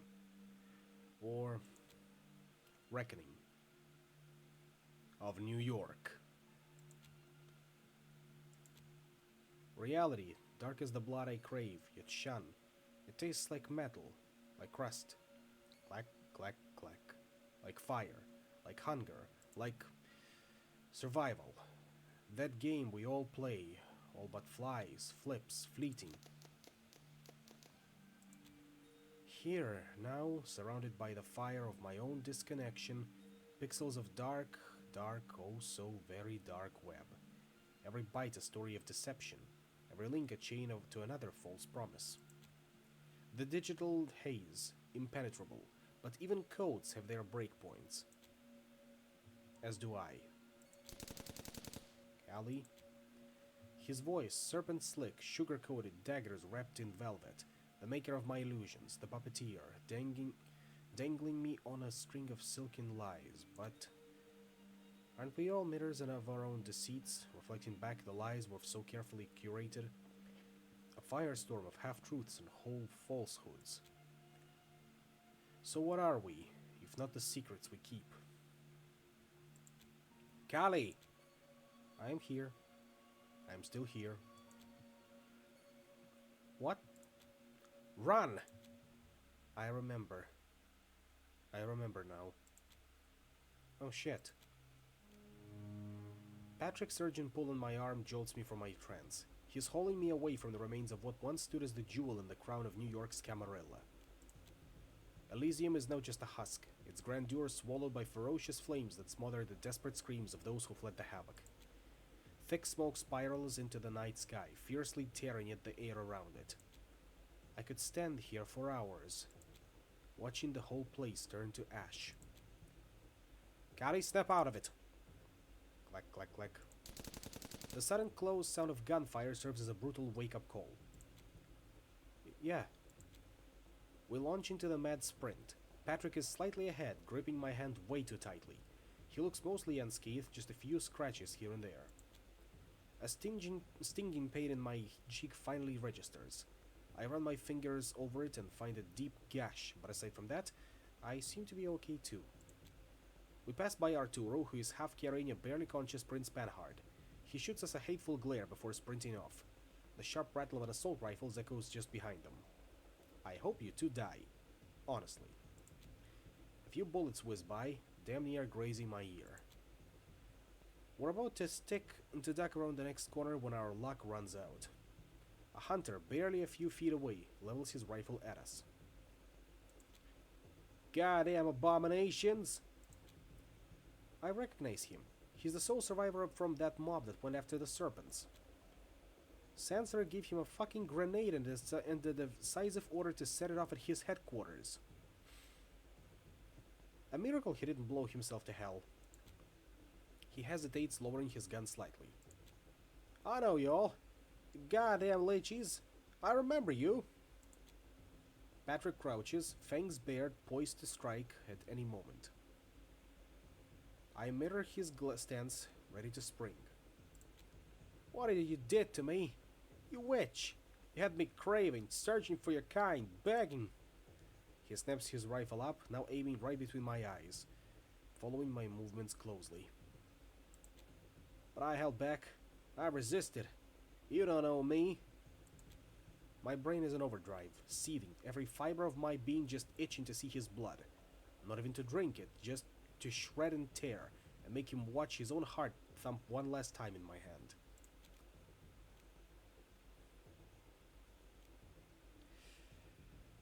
If there was any time we needed to go all out, it's now.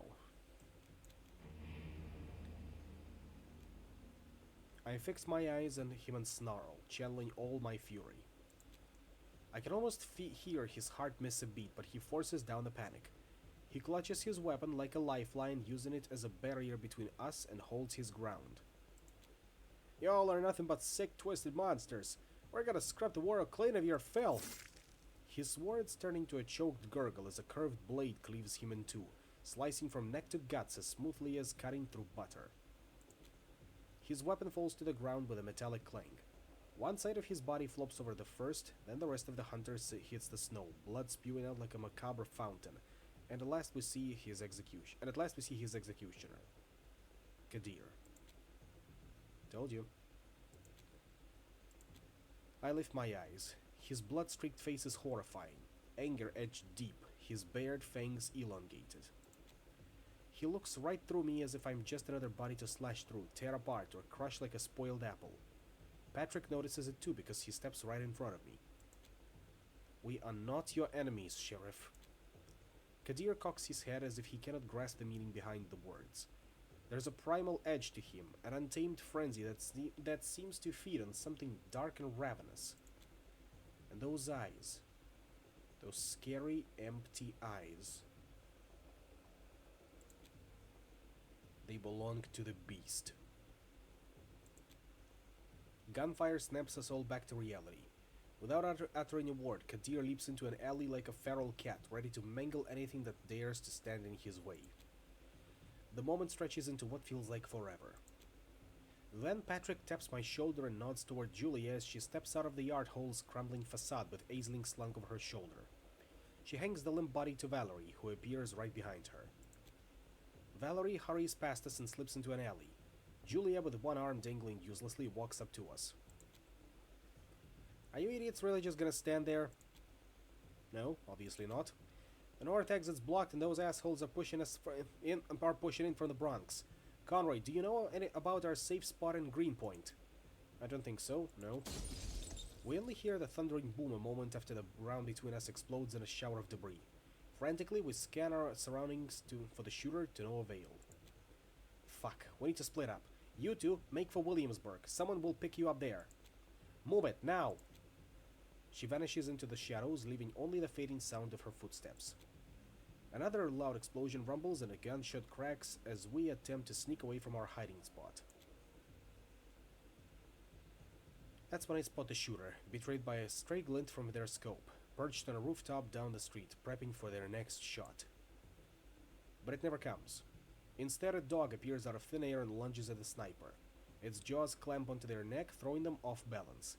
They stumble and fall off the roof. And just as suddenly, the dog is gone. Holy fuck, did you see that?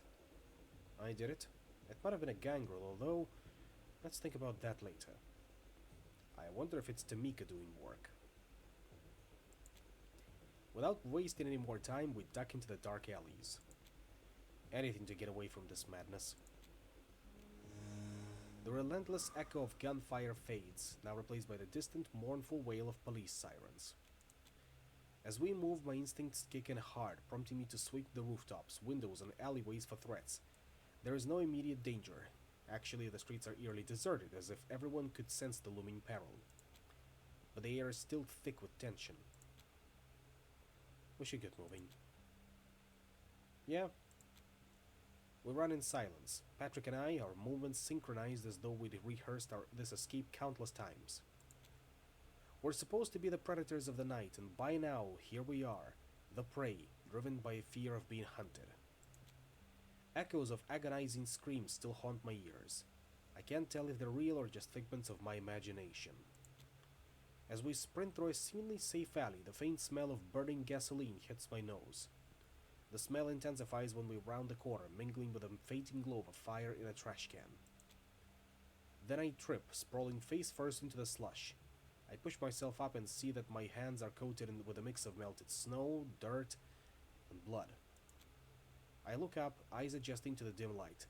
The alley is strewn with bodies, hunters judging by their gear. It's deathly quiet. Shit, it's like a grinder ran through them. Who? I do not know, but I need to find another way. Something's not right here. That's when I hear a strained grunt, then an ominous whoosh round the air. I glance up just in time to see a Molotov cocktail flying straight at us from a round window above. Patrick, focused on the carnage around us, does not see it coming. Oh fuck. Time crawls to a stop. I crouch and launch myself with all my strength at Patrick, now looking up, his eyes wide in alarm, hoping to shove him out of the harm's way. Despite my smaller frame, I slam into him hard enough to knock him over like a rag doll. We both skid into a wall several yards away, narrowly escaping the flames that are now devouring the alley and the dead hunters. The pungent aroma of charred flesh strikes my nostrils, permeating the alleyway within seconds. I'm gasping, trying to regain my composure. Patrick is already up and looking for the bastard who nearly turned us into ashes. Then a sharp, anguished cry pierces the air, followed by the crash of a breaking glass. The hunter tumbles out of the window and hits the ground with the broken bones. He's followed by a dark, bloodied figure that stands elegantly beside him. Oh. Of course. Valerie grabs the hunter by the throat, hoisting him up before biting deeply into his neck. She drinks ravenously, her victim's body spasming under her grip until it finally goes limp, the last twitches fading into stillness.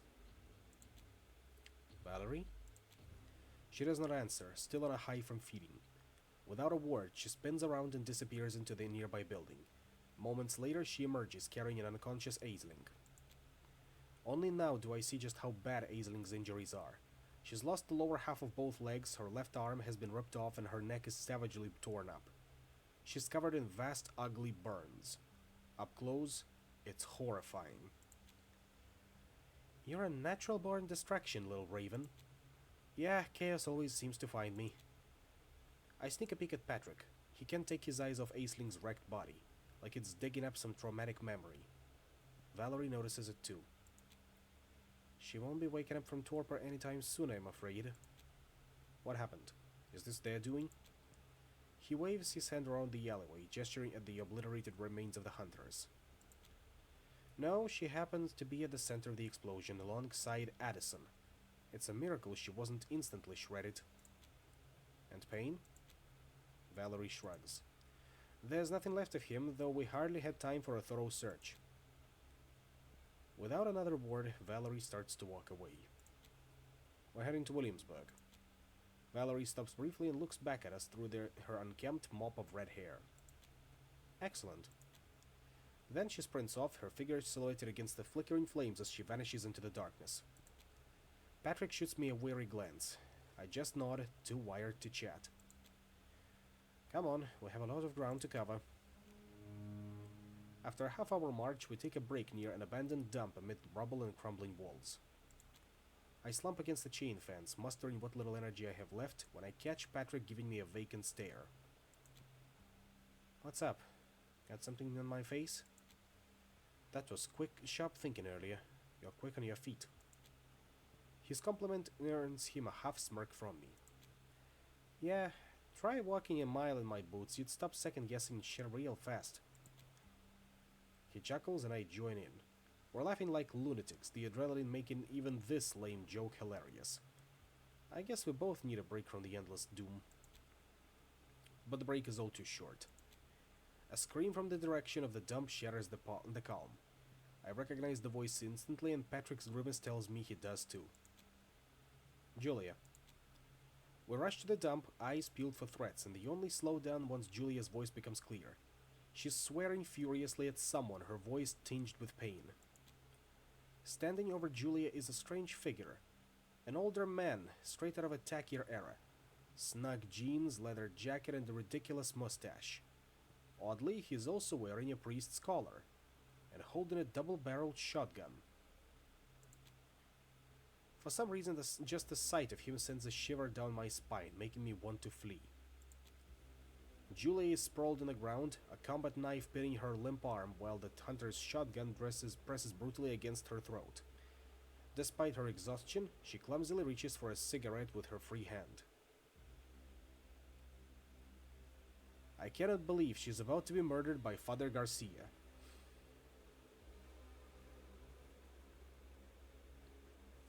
If you know, you know. Her voice is gritty but quivers as she speaks. Be a good sport and help me out. I've earned one last drag at least. You know, those things will kill you. Yeah, that's definitely Father Garcia.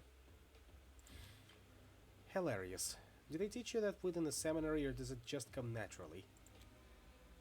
His movements are slow, calculated, almost serene as he lights Julia's cigarette for her.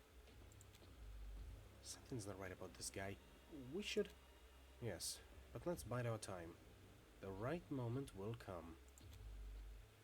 The hunter's presence is ridiculously oppressive. I can't even move, my limbs frozen with fear. I catch Patrick's eye and he looks rattled too as he fiddles nervously with his ring. Because that is a man of true faith. Should I run through a comedy routine of my sins while we wait? No need. You're beyond redemption. There's no sin where there's no soul. Oh, Father, I am sinful in more ways than you can imagine. Father, I left the clergy a long time ago. Now I follow a different calling, one that has truly deepened my faith, far beyond what the Holy Sacrament could achieve. Well, isn't that a fucking relief? Julia draws deeply on her cigarette, stalling for time. The hunter watches, irritation flickering across his face before he suddenly flicks the cigarette out of her hand. I pity you, creature, like so many others I've dealt with. But there is nothing that can't be cleansed with holy fire, and I have just the remedy.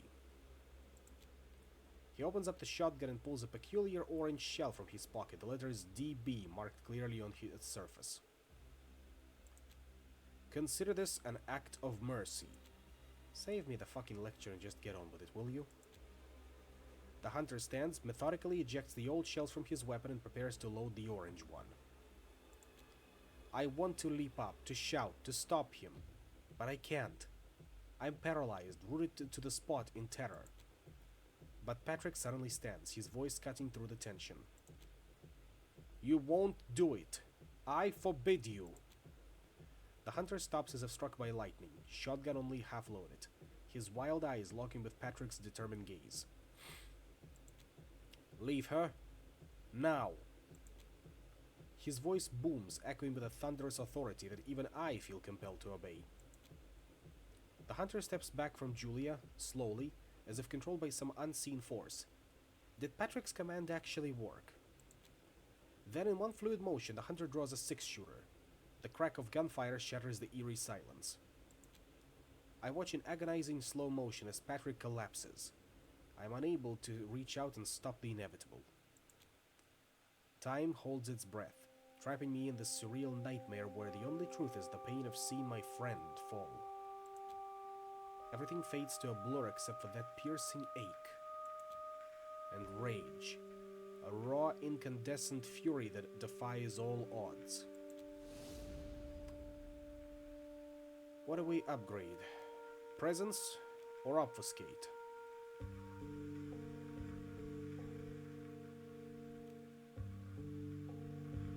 I am leaning more towards obfuscate, but I am open to other suggestions.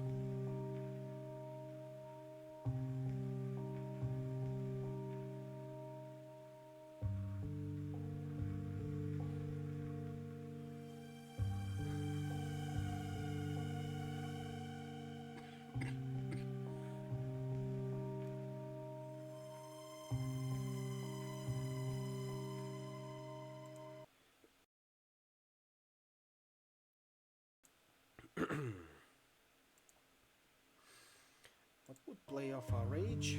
I suppose...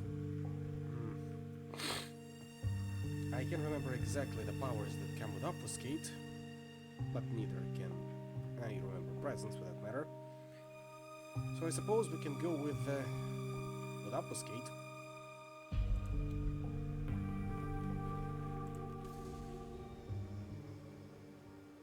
After 20 minutes of pushing through the streets in heavy silence, Patrick is the first to speak. So just to clarify, the hunter shot himself because of what you willed him to imagine. I shrugged nonchalantly, adjusting my hold on Julia. She's limping between us, supported by our shoulders, clearly still suffering from her ordeal with that maniac. Now cut the bullshit. Modesty is not a good look on you. I don't fucking know, okay? It just happened. I just stared at the guy and really hoped he'd fuck himself up. It's not completely true and they know it. That priest was so full of conviction that this blind, all-encompassing faith, that it was almost more than we could handle. But when Patrick got shot, something I didn't know was within me suddenly awoke from its slumber. The urges pulling at my consciousness were intense and vivid, the visions twisted and dark. I can't remember the details now, but I know that by the end, I felt like I could taste the sanity of that maniac slipping away. That's what Julia witnessed and Patrick missed. The hunter was battling his own demons, shouting madly at things only he could see, to the point where he gouged out his own eyes to escape his visions. And when that didn't work, he placed his chin against the barrel of his shotgun and pulled the trigger, his head erupting in a blaze of fire and shrapnel. Those had to be phosphorus shells, the way that was left of him burned with bright, terrifying flames. Well, yeah, since they had DB on them, that means Dragon's Breath. Pretty sure it was DB, right?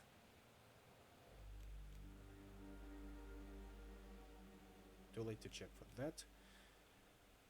Maybe a little later. But they don't need to learn the behind the scenes of it all.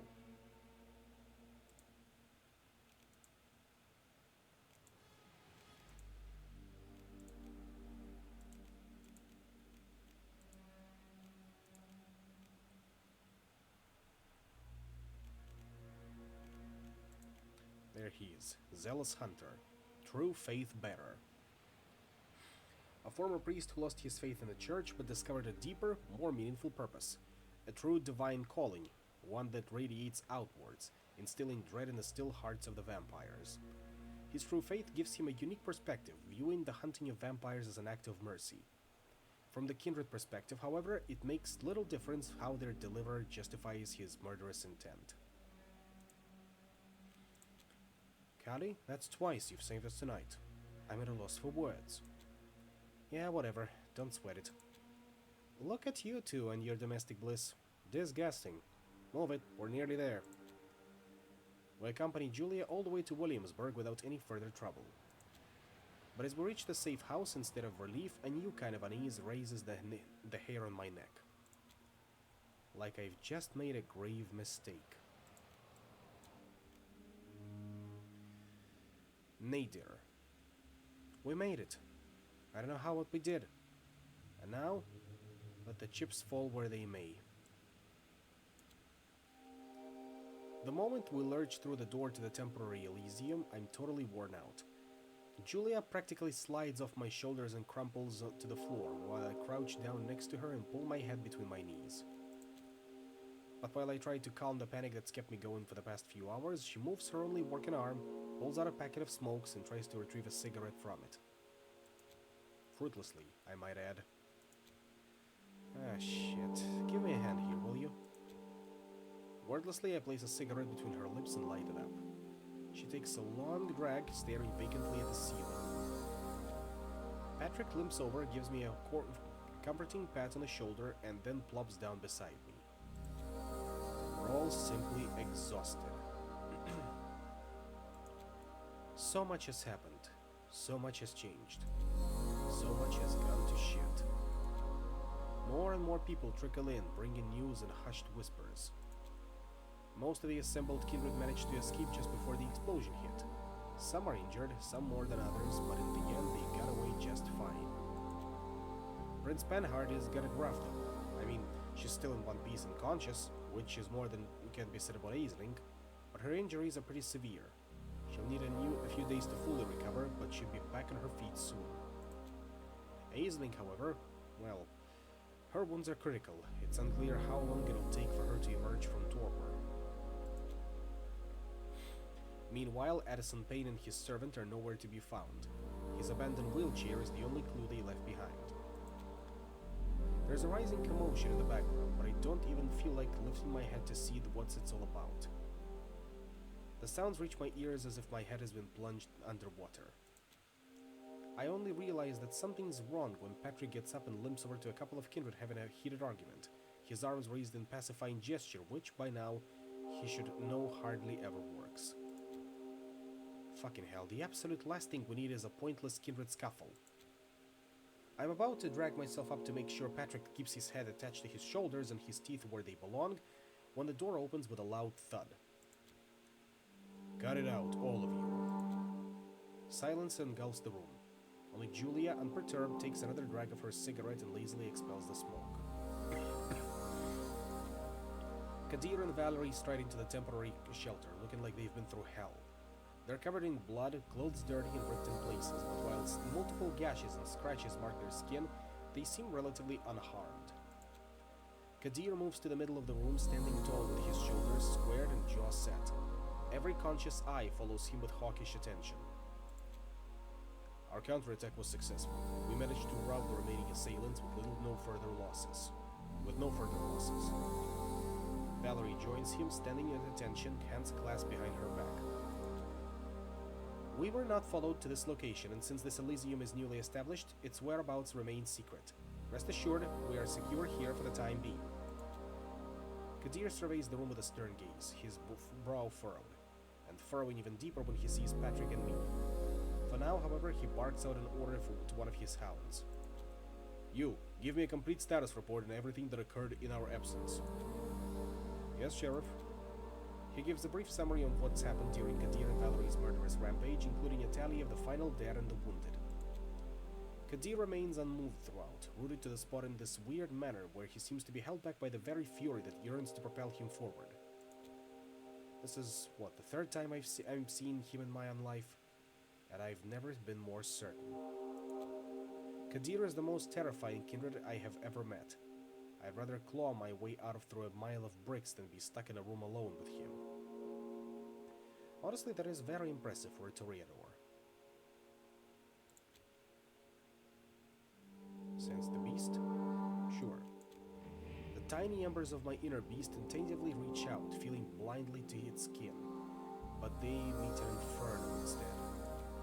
Kadir's beast lies coiled just beneath his skin, like an endless, ever-moving serpent of razors and barbs heated up until they glow stark white. I force myself to look away, shivers running up my spine, my forearms covered in goosebumps. When suddenly Kadir snaps his head at me, his eyes narrowed to savage slits. That'll be enough. The hound clamps his mouth shut midward. Prince Benhart was in no condition to continue tonight. We'll wait the day out here and plan our next moves come nightfall. Any objections? His tone invites none, and none are raised. The kindred start to slowly filter out, looking for a place to bunk down. I tug at Patrick's sleeve. I think that's our cue to leave. Indeed. Let's not so fast. In the blink of an eye, he steps right into our path. And even though Patrick is just as tall, Kadir towers over us both, his mere shadow smothering us in its embrace. He tosses up a look sharper than his blade. Your arrival right before the attack seems far too miraculous for my liking. Crossing the threshold of exhaustion into extreme irritability, I bristle at his words against my better judgment. What's that supposed to mean? We literally saved your asses. Perhaps. Or perhaps not. But we'll sort that out tomorrow night. For now, I've just got the right resting place for you. You, take them to the basement cell. A cell? You can't be serious. One look from the sheriff is enough to silence me. Neither of us protests as we're escorted down into a clean, unused cell. We do, however, exchange a few whispers. Any brilliant plans to get us out of this mess? Without landing straight into another one, preferably. He just sighs wearily. Why don't we save the bickering for the evening? I really need rest, and you should get some too. How the hell am I supposed to rest with this fucked up dream playing on loop? No need to be dramatic, Carly. We survived the apocalypse tonight. How much worse can it get? How much indeed? At least the cell is sunproof. That's one less thing to worry about. A few days ago. A few more sips, Addison. There, done. See, that wasn't so hard, was it? Look at you, getting all relaxed. Think of it as chamomile tea. Nobody drinks it for the flavor, really. Must be tough sipping on blood that's so far below your standards, especially when it's not from your dear circulatory system. But hey, our supplier went the extra mile to make sure it's palatable enough for you. I've been told finding your type with just the right resonance is a bit of a task. I've got to tick the boxes for us both, after all. Oh, I'm afraid we might continue this charade a little while longer. We have big plans for you, Addison. Big plans indeed. Well, who would have thought? I did. Partially. Didn't expect it to go in this direction, but, yeah. All lines up so far.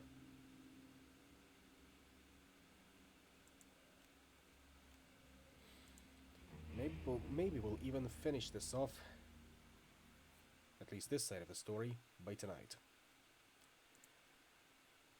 2 nights till New Year. A chill of concrete, pitch darkness all around, and then voices. Distorted, frantic whispers piercing the silence. A cocktail of discomfort jolts me awake from the abyss of undead sleep. In that moment, the bitter truth of last night's mayhem hits me like a falling tower. The assault on Elysium, the countless casualties, the absolute chaos. But my eyes don't take long to adapt. I turn in the direction of the voices and spot my cellmate, my partner in doom. Patrick's perched on a few steps leading down into our cell, huddled up against the basement door like he's becoming part of it, eavesdropping on the racket outside. Looks like I'm the real sleeping beauty around here. Let's listen in closely. I tune my ears to the outside, catching only bits and pieces of the commotion. You've got a much better shot at eavesdropping from here, Callie. And it sounds like there's a... how would you put it? A shitstorm brewing. Think we're gonna get caught up in it? You tell me. He slides over, freeing up some space for me by the door. I lean in and press my ear against it, ready for some juicy vampire audio drama. Like Chicago by Night, which I wholeheartedly recommend. You basked in your own authority, Helene, blissfully ignorant. A damn epitome of ivory tower behavior. Tread lightly, Sheriff. You're addressing your superior. Superior? By what measure? Do you truly see yourself standing above us all, Helene? Above those who met their final deaths last night? Payne's gone. Aisling's in torpor. Julia barely slipped through the jaws of that many-headed beast, but many others found no such luck. This is the heavy toll for your negligence. Tell me, how many times did I suggest relocating Elysium? Perhaps we should seek to de-escalate. Spare me, Arturo. I want to hear it from her. Kadir, we've been so detached you don't even know. Had I not anticipated such a disaster, securing havens and employing safety protocols in advance, where would we stand now? The tension is like a thick fog, creeping under the door and enveloping both Patrick and me, leaving behind a sour sting in the air. This is what happens when you fail to prepare. The dire outcome of such inaction when action is crucial. This disaster wouldn't have happened if you had simply done your job. Had you stayed hidden, heeding my directives instead of meddling with mortals, a juvenile excuse matched by an equally juvenile assessment. You were warned, repeatedly, that the mob with their pitchforks and torches wasn't sitting idle. Yet you ignored the matter and insisted on throwing bodies at the old clan instead of fortifying our lines. Ridiculous. Old clan in this case being Simisei. I'm guessing Vritra. Ever since the debacle with Callahan, you've been unraveling, Helene. Succumbing to stupor bit by bit, with your harpy puppeteer blind to your decline. How dare... Oh, just shut it, Arturo. It's common knowledge. Everyone and their sire knows it. A moment of silence descends upon the room. Kadir, the masquerade... Spare me that old refrain. The masquerade ends when the dance floor is engulfed in flames. And quelling those flames was your responsibility. My role is to prevent the fire from starting at all. or to extinguish it swiftly when it does. Instead, under your command, I am just a latecomer to damage control, while you bash your head against that Simisei wall. You're well aware of our reasons for prioritizing Vritra. We were gaining ground. Were we, Helene? Vritra remains unyielding, unapproachable. She decimates our envoys and clings to her ill-gotten domain like her monstrous namesake. We're clueless about her motives and alliances. It's clear she's quietly executing her plans, yet so far none of her schemes have threatened our interests. Does this shadowy play really outweigh gunfire on our streets? Even from this distance, I can tell Panhard's been thrown for a loop. If we'd paid heed to purge the purge of the Thin Bloods, to the unaccounted kindred deaths beyond our circles, we would have uncovered leads much sooner. Larsen's destruction was a glaring warning, ignored because you dismissed him as nothing more than a farce. And now the failures regarding Vritra are mine to bear. He scoffs loudly. For weeks we've known our true adversary was well organized. That alone should have set off the alarms. But the scale... He starts pacing, rapidly losing his cool. Curse it, Helene. We had Aaron Fletcher on our sights 2 full nights in advance. The evidence was compelling, the strategy laid bare, this catastrophe was entirely avoidable. Fletcher. The very notion sounds ludicrous. I know, right? But when you really think about it... The distinct sound of a lighter igniting breaks the tension for a moment. He's a charismatic multi-millionaire, totally ostracized by the public for his extremist beliefs, notorious for spouting the wildest shit. And the rumors about gun running? Spot on, according to what I've dug up. Plus, he's got his hands on some top-tier tech, which would certainly help in his obsessive hunt. His deep pockets and sheer zealotry are what's keeping this whole circus afloat. Ludicrous as it sounds, the pieces align perfectly. As the court's argument dies down for a while, I throw Patrick a confused look. He mirrors it, though he manages to appear more collected. Then, a chilling clarity descends upon me. The influential mortal mentioned in the circulatory system documents. He's the head of the hunters who are terrorizing New York. Patrick, I think I just pieced together something major. Aaron Fletcher is the influential mortal who's been buying arms from Josiah. Can't you ever just pretend to be clueless like, oh really, Callie, do tell, my brain's too damn small to connect the dots. Apologies, it was an instinctive response. Whatever, it's all bullshit no matter how you slice it. The deeper I dig, the further I dissociate from the person I thought I was.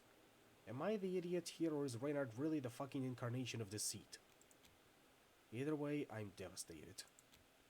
Just then, the court drama starts back up, yanking me back to present. I press closer to the door, straining my ears again. What do you propose, then? A booming thud signals the introduction of Kadir's fist to some innocent piece of furniture. There is a time for courtesy and a time for heads to roll. I call for the latter. We must crush this mob, snap their pitchforks, and smother their torches. And for that to happen, Aaron Fletcher must die. Panhardt's quiet surrender says it all. She's out. Damn. Patrick called it. The tides are shifting. Valerie, mobilize our forces. Remind them that caution is paramount. The streets have yet to be cleansed. And reach out to Torque. Is that wise, Kadir? The potential fallout of the anarchs turning on us seems disproportionate to the benefits. We've skirted around the edge of peace for far too long. I'm not taking any chances. Besides, we need to put their allegiance to the test. Speaking of which, we're currently hosting one in the basement along with another matter that needs attention. I'm sure our mediator would make for a fine messenger too, but we have to sort out the issue of his companion. Enough. You bring them here. Now. Understood, sir. I jerk away from the door, its cold surface suddenly burning my hand. Shit. Fuck. Out of nowhere, I feel Patrick's hand on my arm, steadying me with what's meant to be a reassuring touch. It's not unwelcome, just unexpected. Take it easy, Callie. We'll get through this. Yeah, no, it's over. I'm fucked. Didn't I swear to stick by you? I plan on keeping that promise. All the things we dug up, we've got enough evidence to shut them up, trust me. Just... His words are cut off by the screeching of the basement door. That goon I ran into my first night outside of the Elysium pokes his head into the cell. I'm waiting for you upstairs. His eye is so full of pity, like he's looking at someone already doomed. I sag, completely drained. Patrick gives the goon a nod and heads out. Reluctantly, I trail behind. The remnants of the once formidable Primogen Council stares us down as we approach Kadir. He's not as wild-eyed as he was last night, when he went on that rampage, but the intensity is still there. Hell, it's even sharper than the first time I laid eyes on him. He gives me a look that reeks of judgment. And then, just like that, he grabs his scimitar from the wreck. Fuck. Fuck! You're free to leave now, Caitiff. I take it you've lingered by the basement door long enough. Inform your Baron friend of the course of action. I intend to, but I'd like to see this through. She was my responsibility, after all. Very well. Oh, shit. As you may have noticed, we're on the clock here, and I have little patience for your charades. You promised Castle's head on a plate, and yet here we stand empty-handed. At this juncture, any Ravnos head would suffice to lift my spirits. Feeling the blade's edge against my neck is... I'd be shaken if that didn't require extra effort. One reason. Give me one good reason not to take yours. Desperate, I glance at Patrick, silently pleading for a lifeline, but it's the sheriff's gaze that captures mine. Gaze filled with something wild, like a storm, like an endless hunger, and...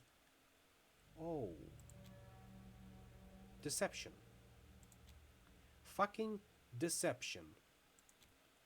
Then it all crashes down on me, hard as a knockout blow. Oh, you sneaky fucks. You knew. You knew the whole fucking time. Callie, listen. Christ, how could I be such an idiot?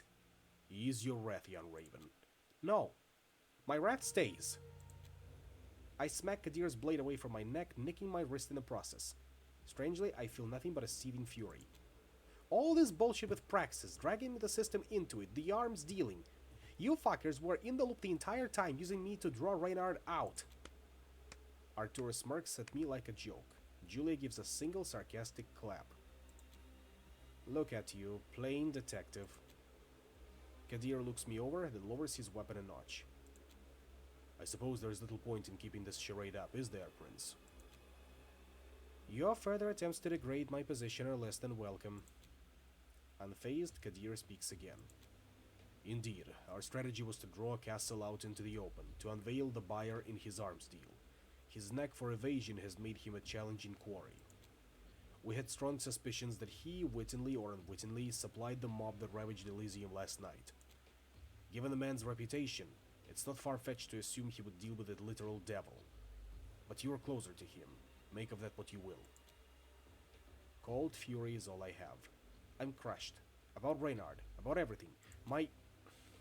Jess was right all along. That's when you entered the picture. You choosing the caitiff as your caretaker was just an unexpected bonus. I'm this close to losing it. And for what? All for fucking nothing. Not quite.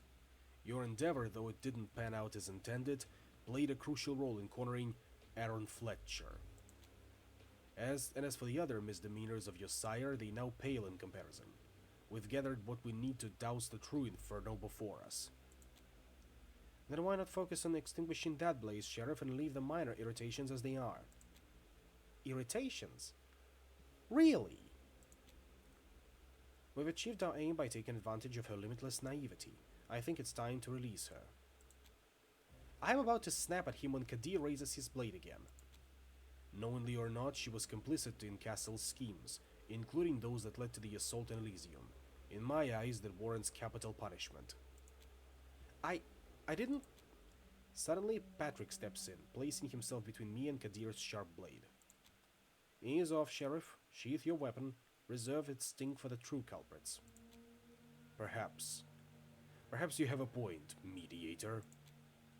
Frozen, I watch the blade inch closer to Patrick's skin. Kadir, cut the shit, please. Enough is enough. They were there for us last night. Look beyond your fury. Recognize Kali for what she truly is, a blind tool in the schemes of a seasoned manipulator. Her death achieves nothing. It won't deliver Castle into our hands. It won't undo the past. It serves no purpose other than to satiate your thirst for carnage. With enough kindred already lost, there is no need to add to the body count. I'm stuck, fucking paralyzed. It pisses me off the way he's talking about me like I'm just a pawn in their game, even if he's doing it to save my ass. But I can't even tell if he is really trying to protect me or just using me to further his own goals. Kadir and Patrick are in a standoff, their eyes locked in a battle of domination, but that damn blade hovering in the air speaks louder than any of their silent threats. The edge of that scimitar is so damn close to Patrick's neck it's about to break his skin. Is mine or this stupid fledgling's end truly worth the fallout? Press on and see how Torque's cooperation becomes a distant dream. That gash across Patrick's neck looks like it could open up at any second, but not a drop of blood shows. He's cool and collected, the exact opposite of this hot mess right here. Let's try to stop this madness. Enough, for fuck's sake. Patrick cuts me off with a gesture. Release her, Sheriff. Just let her go. And then, Kadir actually does it. He lowers his weapon, his whole body shaking with barely contained rage. Go. Now. I get what he's saying, but my body isn't listening. It's frozen in place, still trying to process the clusterfuck that just went down. How? How did this... Get out before I change my mind. And never show your face in New York. Ever again. Suddenly, I can't move again, and I almost stumble from the released tension. My gaze flickers to Patrick's. There's nothing new in his eyes, a storm of thoughts I've never seen before. Or something new. But in that storm, I recognize... regret? Maybe even an apology? Who knows if it's genuine? These past few nights have been a real eye-opener about how much I've misjudged people. One thing's crystal clear, though. It's time to haul ass out of this nightmare. I stumble out into the night. My legs give out and I crash land on the pavement. Dragging myself up and I glare back at the entrance to the New Elysium. The snow's coming down hard now, much more intensely than earlier, covering the buildings in a thick white coat. Might have been magical if I wasn't seething with rage. Fuck this! And fuck all of you! God damn it, how could I have been such a fucking fool? They're all a bunch of liars. Every single one of them. Reynard, what happened to the charmer I thought I knew? Was any of that shit real or was it all just some fucked up joke to make me the punchline of the entire fucking universe? And Patrick, so now I'm just a blind tool, huh? Well, fuck him too! But I get his game, I really do, it's just pathetically sad is what it is. At least he had my back, which is more than I can say for Reynard. I hope Patrick gets out in one piece. No! I'm done with this city. Should have bailed the second Reynard let me out to dry. My gang needs to hear about this shit show anyhow. Looks like I'm in for a long, remorseful journey. Just what I need. Might as well drop it on D'Angelo.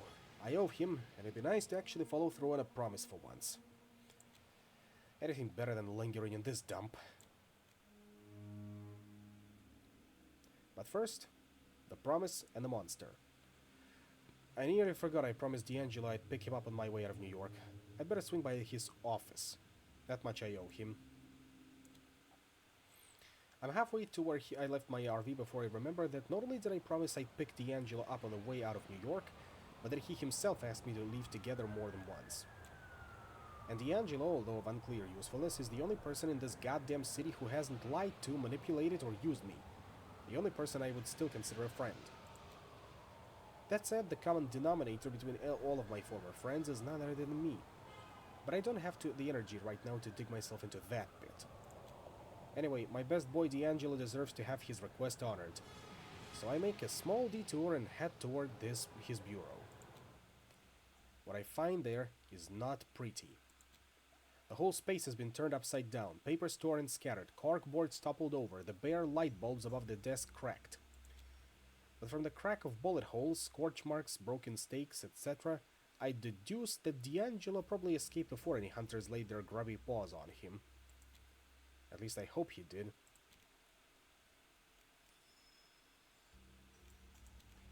Some of the newer pictures on the corkboards have been torn off, but a few remain intact. They show weapons being carted around the harbor, a huge, lavish ship traversing the Hudson, and a few skyscrapers, including both the circulatory systems building and the double spirals. What were you sniffing around, little Chandler? And where did it lead you? Well, there's nothing left for me here.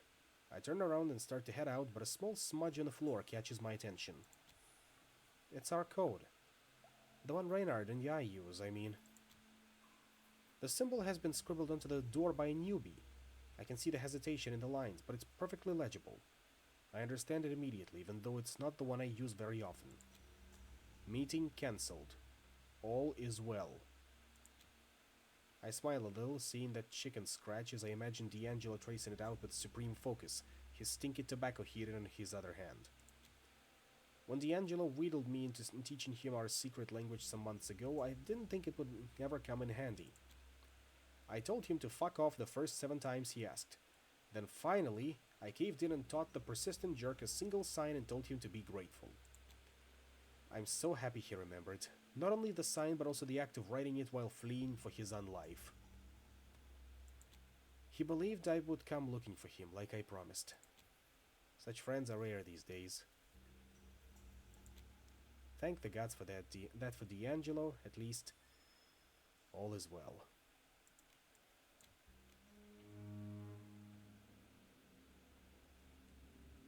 Death after death.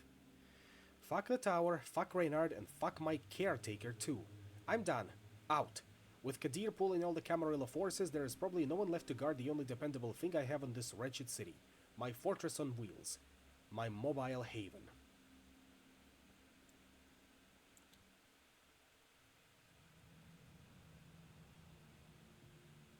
As do I. I sincerely hope he's okay.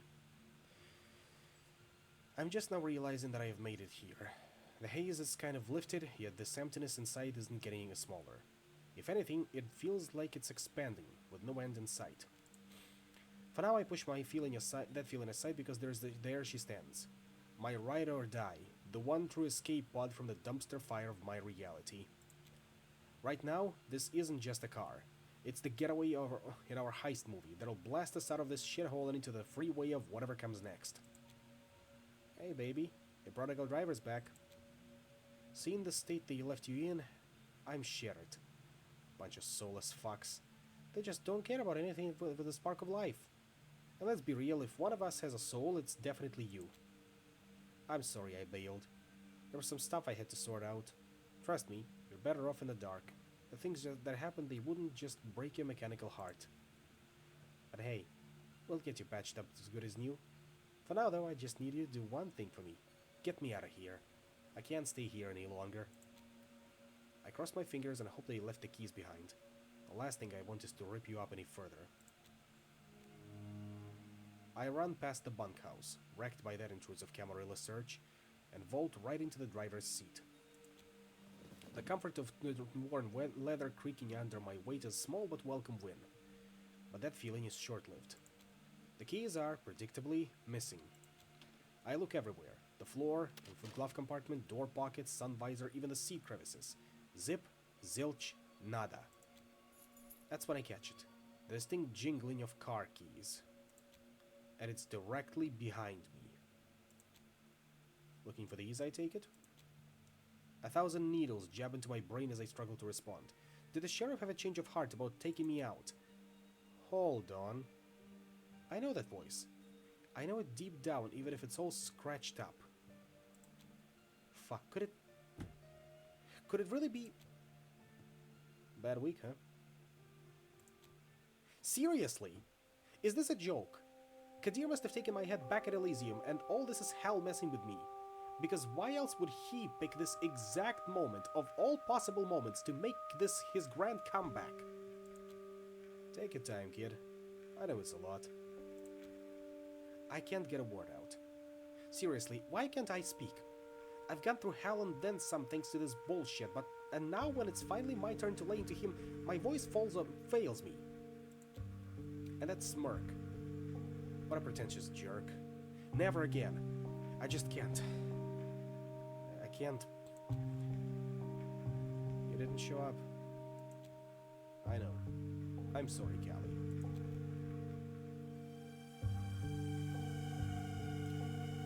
So what's different about tonight?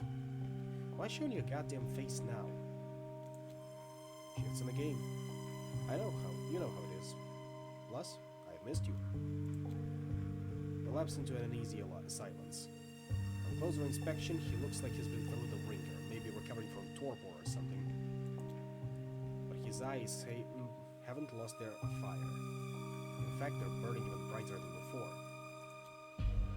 You look like shit. Breaking the bond will do that to you. Bond? What is he talking about? How's Aisling holding up? The yard hole looks like a blast zone. It's a wonder that Moore didn't bite it last night. Did this asshole actually have the nerve to visit the Elysium ruins after what went down? The sheer fucking hubris. Marching straight into the shitstorm like he owns the place with the whole world in his tail, ready to glow. Wait. Holy shit. You were there, weren't you? Where we almost got sniped. It should have clicked earlier. That dog. You were bonded. Reynard cracks a smile and lets out a soft whistle. Next thing I know, the Doberman I saw on the roof dashes in, wagging its tail enthusiastically, and wraps itself around Reynard's legs.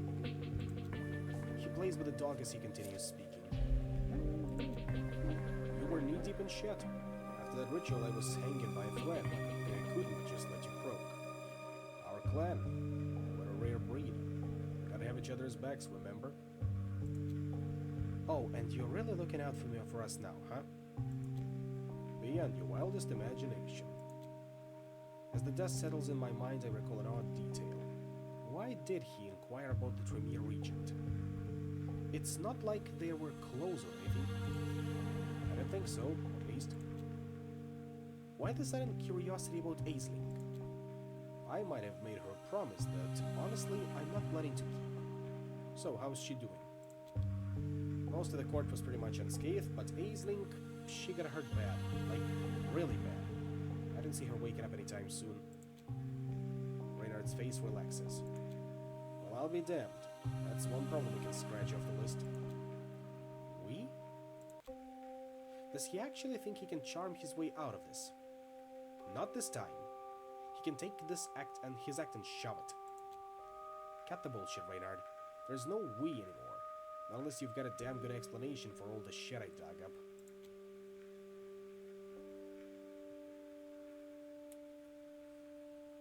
He raises his hand in mock surrender. Busted. Then he shifts and sprawls in his seat, settling into his usual yarn-spinning mode. Looks like I'm gonna be treated to another story, a part of our old routine that I know all too well. Listen, I know you've been poking around, trying to make sense of things. I get it, no hard feelings. Survival's the game we're all playing. Fill me in on what you've uncovered, so I can skip the boring parts. I vowed to say nothing. At first. He's lost the right to boss me around. But then, just like that, I'm an open book. He always had this knack, this uncanny ability to crack people wide open. Beats me how he does it, but damn, he's still got it. So yeah, I spill everything. Well, almost. Gotta keep some cards close to my chest, just in case. I tell him that the tower nabbed me over stuff I was clueless about, and that I threw him under the bus to buy some time. He nods in silent approval. He'd pull the same move in my shoes. Then I bring up Patrick. Oh, so the little rascal who's been tagged along with that caitiff peacemaker, huh? Why? You know him? Not personally, no. Just aware he's out there, talking shit, taking shit from both sides. Yep, right between a rock and a hard place. How he's been for you? He's, look, I wasn't even... What I mean is, it's not fucking relevant anymore, alright? It's your story, kid. Spin it the way you want. I quickly pushed thoughts of Patrick to the back of my mind. Don't need that distraction right now. I tell Reynard that the circulatory system is hot on his trail, all thanks to a leak from the freaking sad. His lack of surprise irks me. Then I fill him in on Jessica, on what she thinks of him. Jess has always had her issues with me. We're like oil and water, but she never turned down the chance to cash in on our schemes. Read into that however you like. Anyway, it's a relief to know she's doing okay. I skipped a bit about bumping into Eli Sensoric. Something tells me that's intel best saved for later. I question Reynard about the arms dealing. Why even go there? Isn't our usual trade pulling in enough dough? And why with the mortals? Is it really related to the uptick in hunter activity? He gives a thoughtful and pleads for patience. A virtue I'm running low on, but I'll bite. Finally, I bring up Vritra, the autarchist on the Hudson. I make it clear I'm aware she's a force to be reckoned with, a genuine danger, and that Reynard is involved with her in some way. It hits me mid-rant. I've been shouting this whole time. I lash out, accusing him of keeping me in the dark, of not trusting me, or of using me. But then I start to cool off. Unloading all of this really did help, but my fury still burns strong. You're really impressed. You really went with the extra mile, kid. I'm impressed. He gives the dog another look, his brain obviously running some kind of grifter's calculus. Alright, let's cut to the chase. You're in this as deep as I am, whether you like it or not. But you deserve the full story, so grab a seat. You're in for the long haul. He slings his legs onto the table, settling into a narrative groove. Yeah, I've been working with Vritra for over a year. All those covert ops you've been running on the dark web, Vritra's fingerprints are all over them. I bite back my anger. Its time will come, just not now. It wasn't overnight, but I managed to get on her good side. I'll spare you the details, but let's just say it involved ferrying herds of mortals up to her enclave on the Hudson. His voice takes on a hint of gravitas. What a prick. And then there's arming Aaron Fletcher with some serious firepower.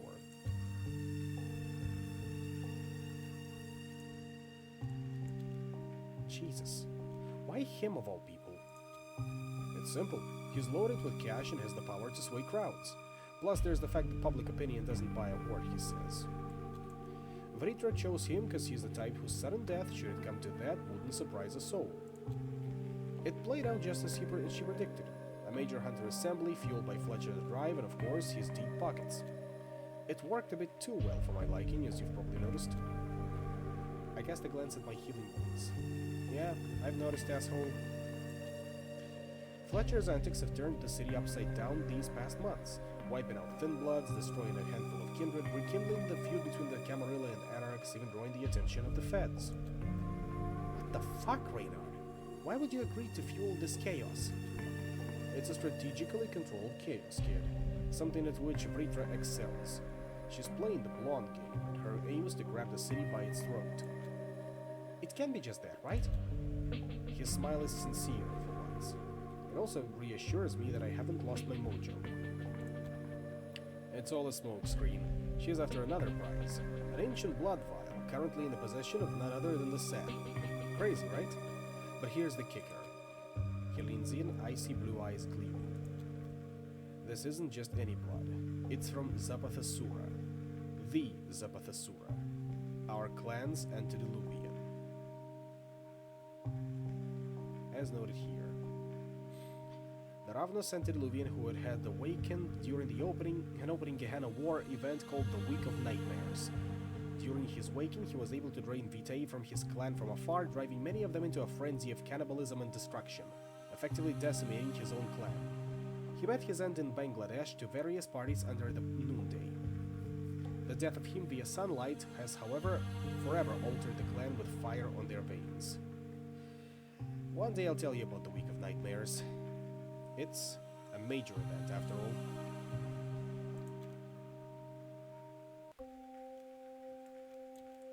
To be honest, I've never had you down as someone who'd be into history. This isn't about history, kid. It's about the future. Our future.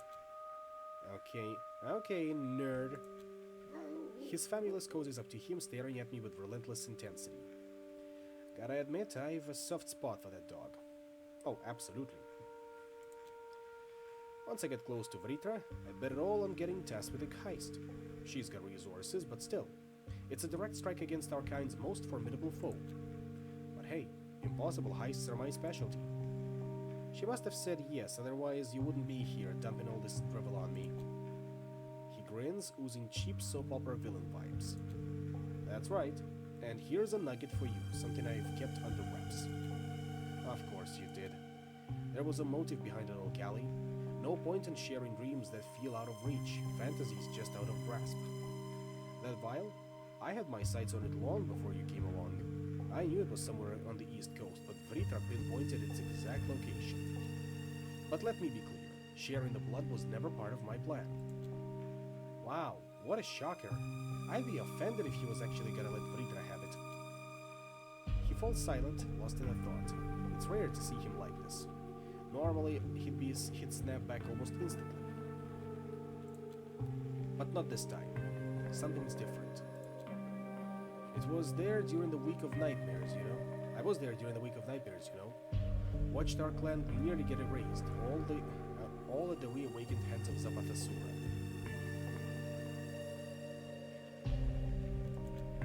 I'm one of the survivors, and let's just say it left scars. Feels like shit. I'm actually sorry. Don't sweat. It's water under the bridge now. But that's precisely why I'm doing all this. Whatever Vritra has planned for that vial spell doom for us, and we're on thin ice as it is. I won't stand by and watch. It's up to us, our clan, to carve out our destiny. That vial could be the key to pulling us back from the brink. Ensuring we don't just fade into obscurity. You seriously think I can outplay her? The same pivot who sent New York into a tailspin with a flick of her wrist? It hasn't been easy. Vritra's sharp. Before sending me on this mission, she bound me to her blood to ensure my loyalty. Is this what he meant by breaking the bond? It was torture. Every plan I devised, her visage haunted me. Took me a while, but eventually I managed to concoct a plan slick enough to deceive her. So, where's your big win? He scrunches his face like a child robbed of his toys. That's the kicker. Last night, just as we were set to breach the Sad Vault, Fletcher threw a curveball by attacking Elysium. That goddamn mess put everyone on high alert, and agencies scrambling to lock down their assets. The Sad decided to hold their stash out of the city. Classic, right? So what's the twist this time? Are you gonna tell me the POTUS is one of us and you're teaming up to wreck the economy, ditch the fads, and snatch the vial along the way? Oh, it's way simpler than that. Here's where it gets interesting. The Sad's rolling the convoy out on the New Year's fireworks, while everyone's eyes are glued to the sky. New Year's chaos is our cover. Everyone's gonna be looking for the other way, popping champagne while we pull off the heist of the century. I've laid the groundwork, but we might have need to improvise. That's where you come in. I sensed this was coming. The way he spun the story, I know his tactics all too well. I need someone sharp, someone with a knack for thinking on the fly. Someone who doesn't just follow the script but rewrites it.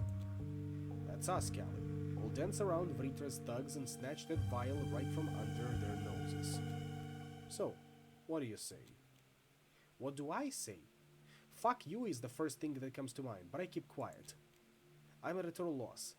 All I know is I want to punch him so hard his head ends up in his ass. What he did, I don't think I can ever forgive him. He's proven himself to be so utterly selfish. Yet, part of me can't deny that his insane scheme sounds exciting. Think about it, Callie. It's not just about doing the job. It's about proving we're the shit, fulfilling our true destiny. Suddenly it hits me like a ton of bricks. The truth of my dear old sire. He's a murderer. The kind who wears white gloves, flashes a grin while weaving a web of lies, cheats effortlessly as if it were his right, and coldly sheds blood when it suits his agenda. A gaslighting crook ready to rescue his child, only to betray her when she's no longer useful. How could I have been so blind? so ensnared in the illustrious of illusion of daddy knows best. All the joke's on me. But it's over. I'm not that person anymore. No more playing the gullible child. It's time to carve my own path. And who knows, I might just beat him at his own vile game. So, you in? What do you think, asshole? She flashes another one of those smug smiles that makes my blood boil. But I can handle it. I think you see the bigger picture. I think you've got the strength to put up with me a bit longer. I get your anger. It's justified. But let's do this last job together, and after, if you want me gone from your own life, so be it. I've got a few questions first. Understandable. Fire away.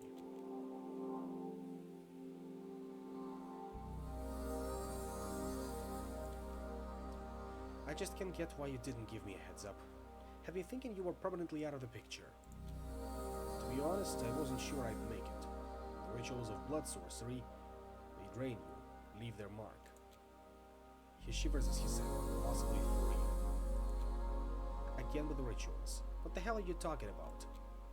There is no way I could have managed to any of it with Rita's image constantly invading my thoughts. I had to shatter the blood bond, and timing was key. Otherwise, Vritas would have been tipped off. But... oh, now I get it. Aisling. You made a deal with Aisling to break the bond. You've got it, kid. What is she getting out of it? The vial, obviously. So that's why he was all giddy about Aisling being in torpor. Makes sense. Have I quenched your thirst for knowledge? I used to find his bullshit captivating, irresistible even, but I'm a changed kindred now. It's a lot to digest, I get it. No rush, kiddo. Decide on your own time. It's all up to you. If you're in for the ride, catch me tomorrow at night, 2 hours before dawn. We'll meet at our regular Chinatown haunt. I'll be waiting for you. He gets up and strides towards the back exit, his famulus trailing dutifully behind. Remember, whatever you choose, we're still solid. Good seeing you, Callie. Take care. Yeah. The moment he's gone, I collapse into the steering wheel. My thoughts are all over the place. I mean, jumping into this is clearly idiotic, isn't it? But the prospect of pulling off a major heist sets my whole body abuzz, overpowering my better judgment. Damn, my mind is a mess. Time to clear my head and figure out where to crash for the day. Hopefully Mato won't find me bunking at his workshop. Looks like we won't be finishing this during this stream. And looking at the time, I think I might finish up for tonight, even though there is a fitting opportunity which we will need to take care of. But that should come next week. For now, of course, I would like to thank you all for coming, and I will see you all tomorrow, when we actually get to a collab in Deep Rock Galactic. So, until that time, indeed, Rock and Stone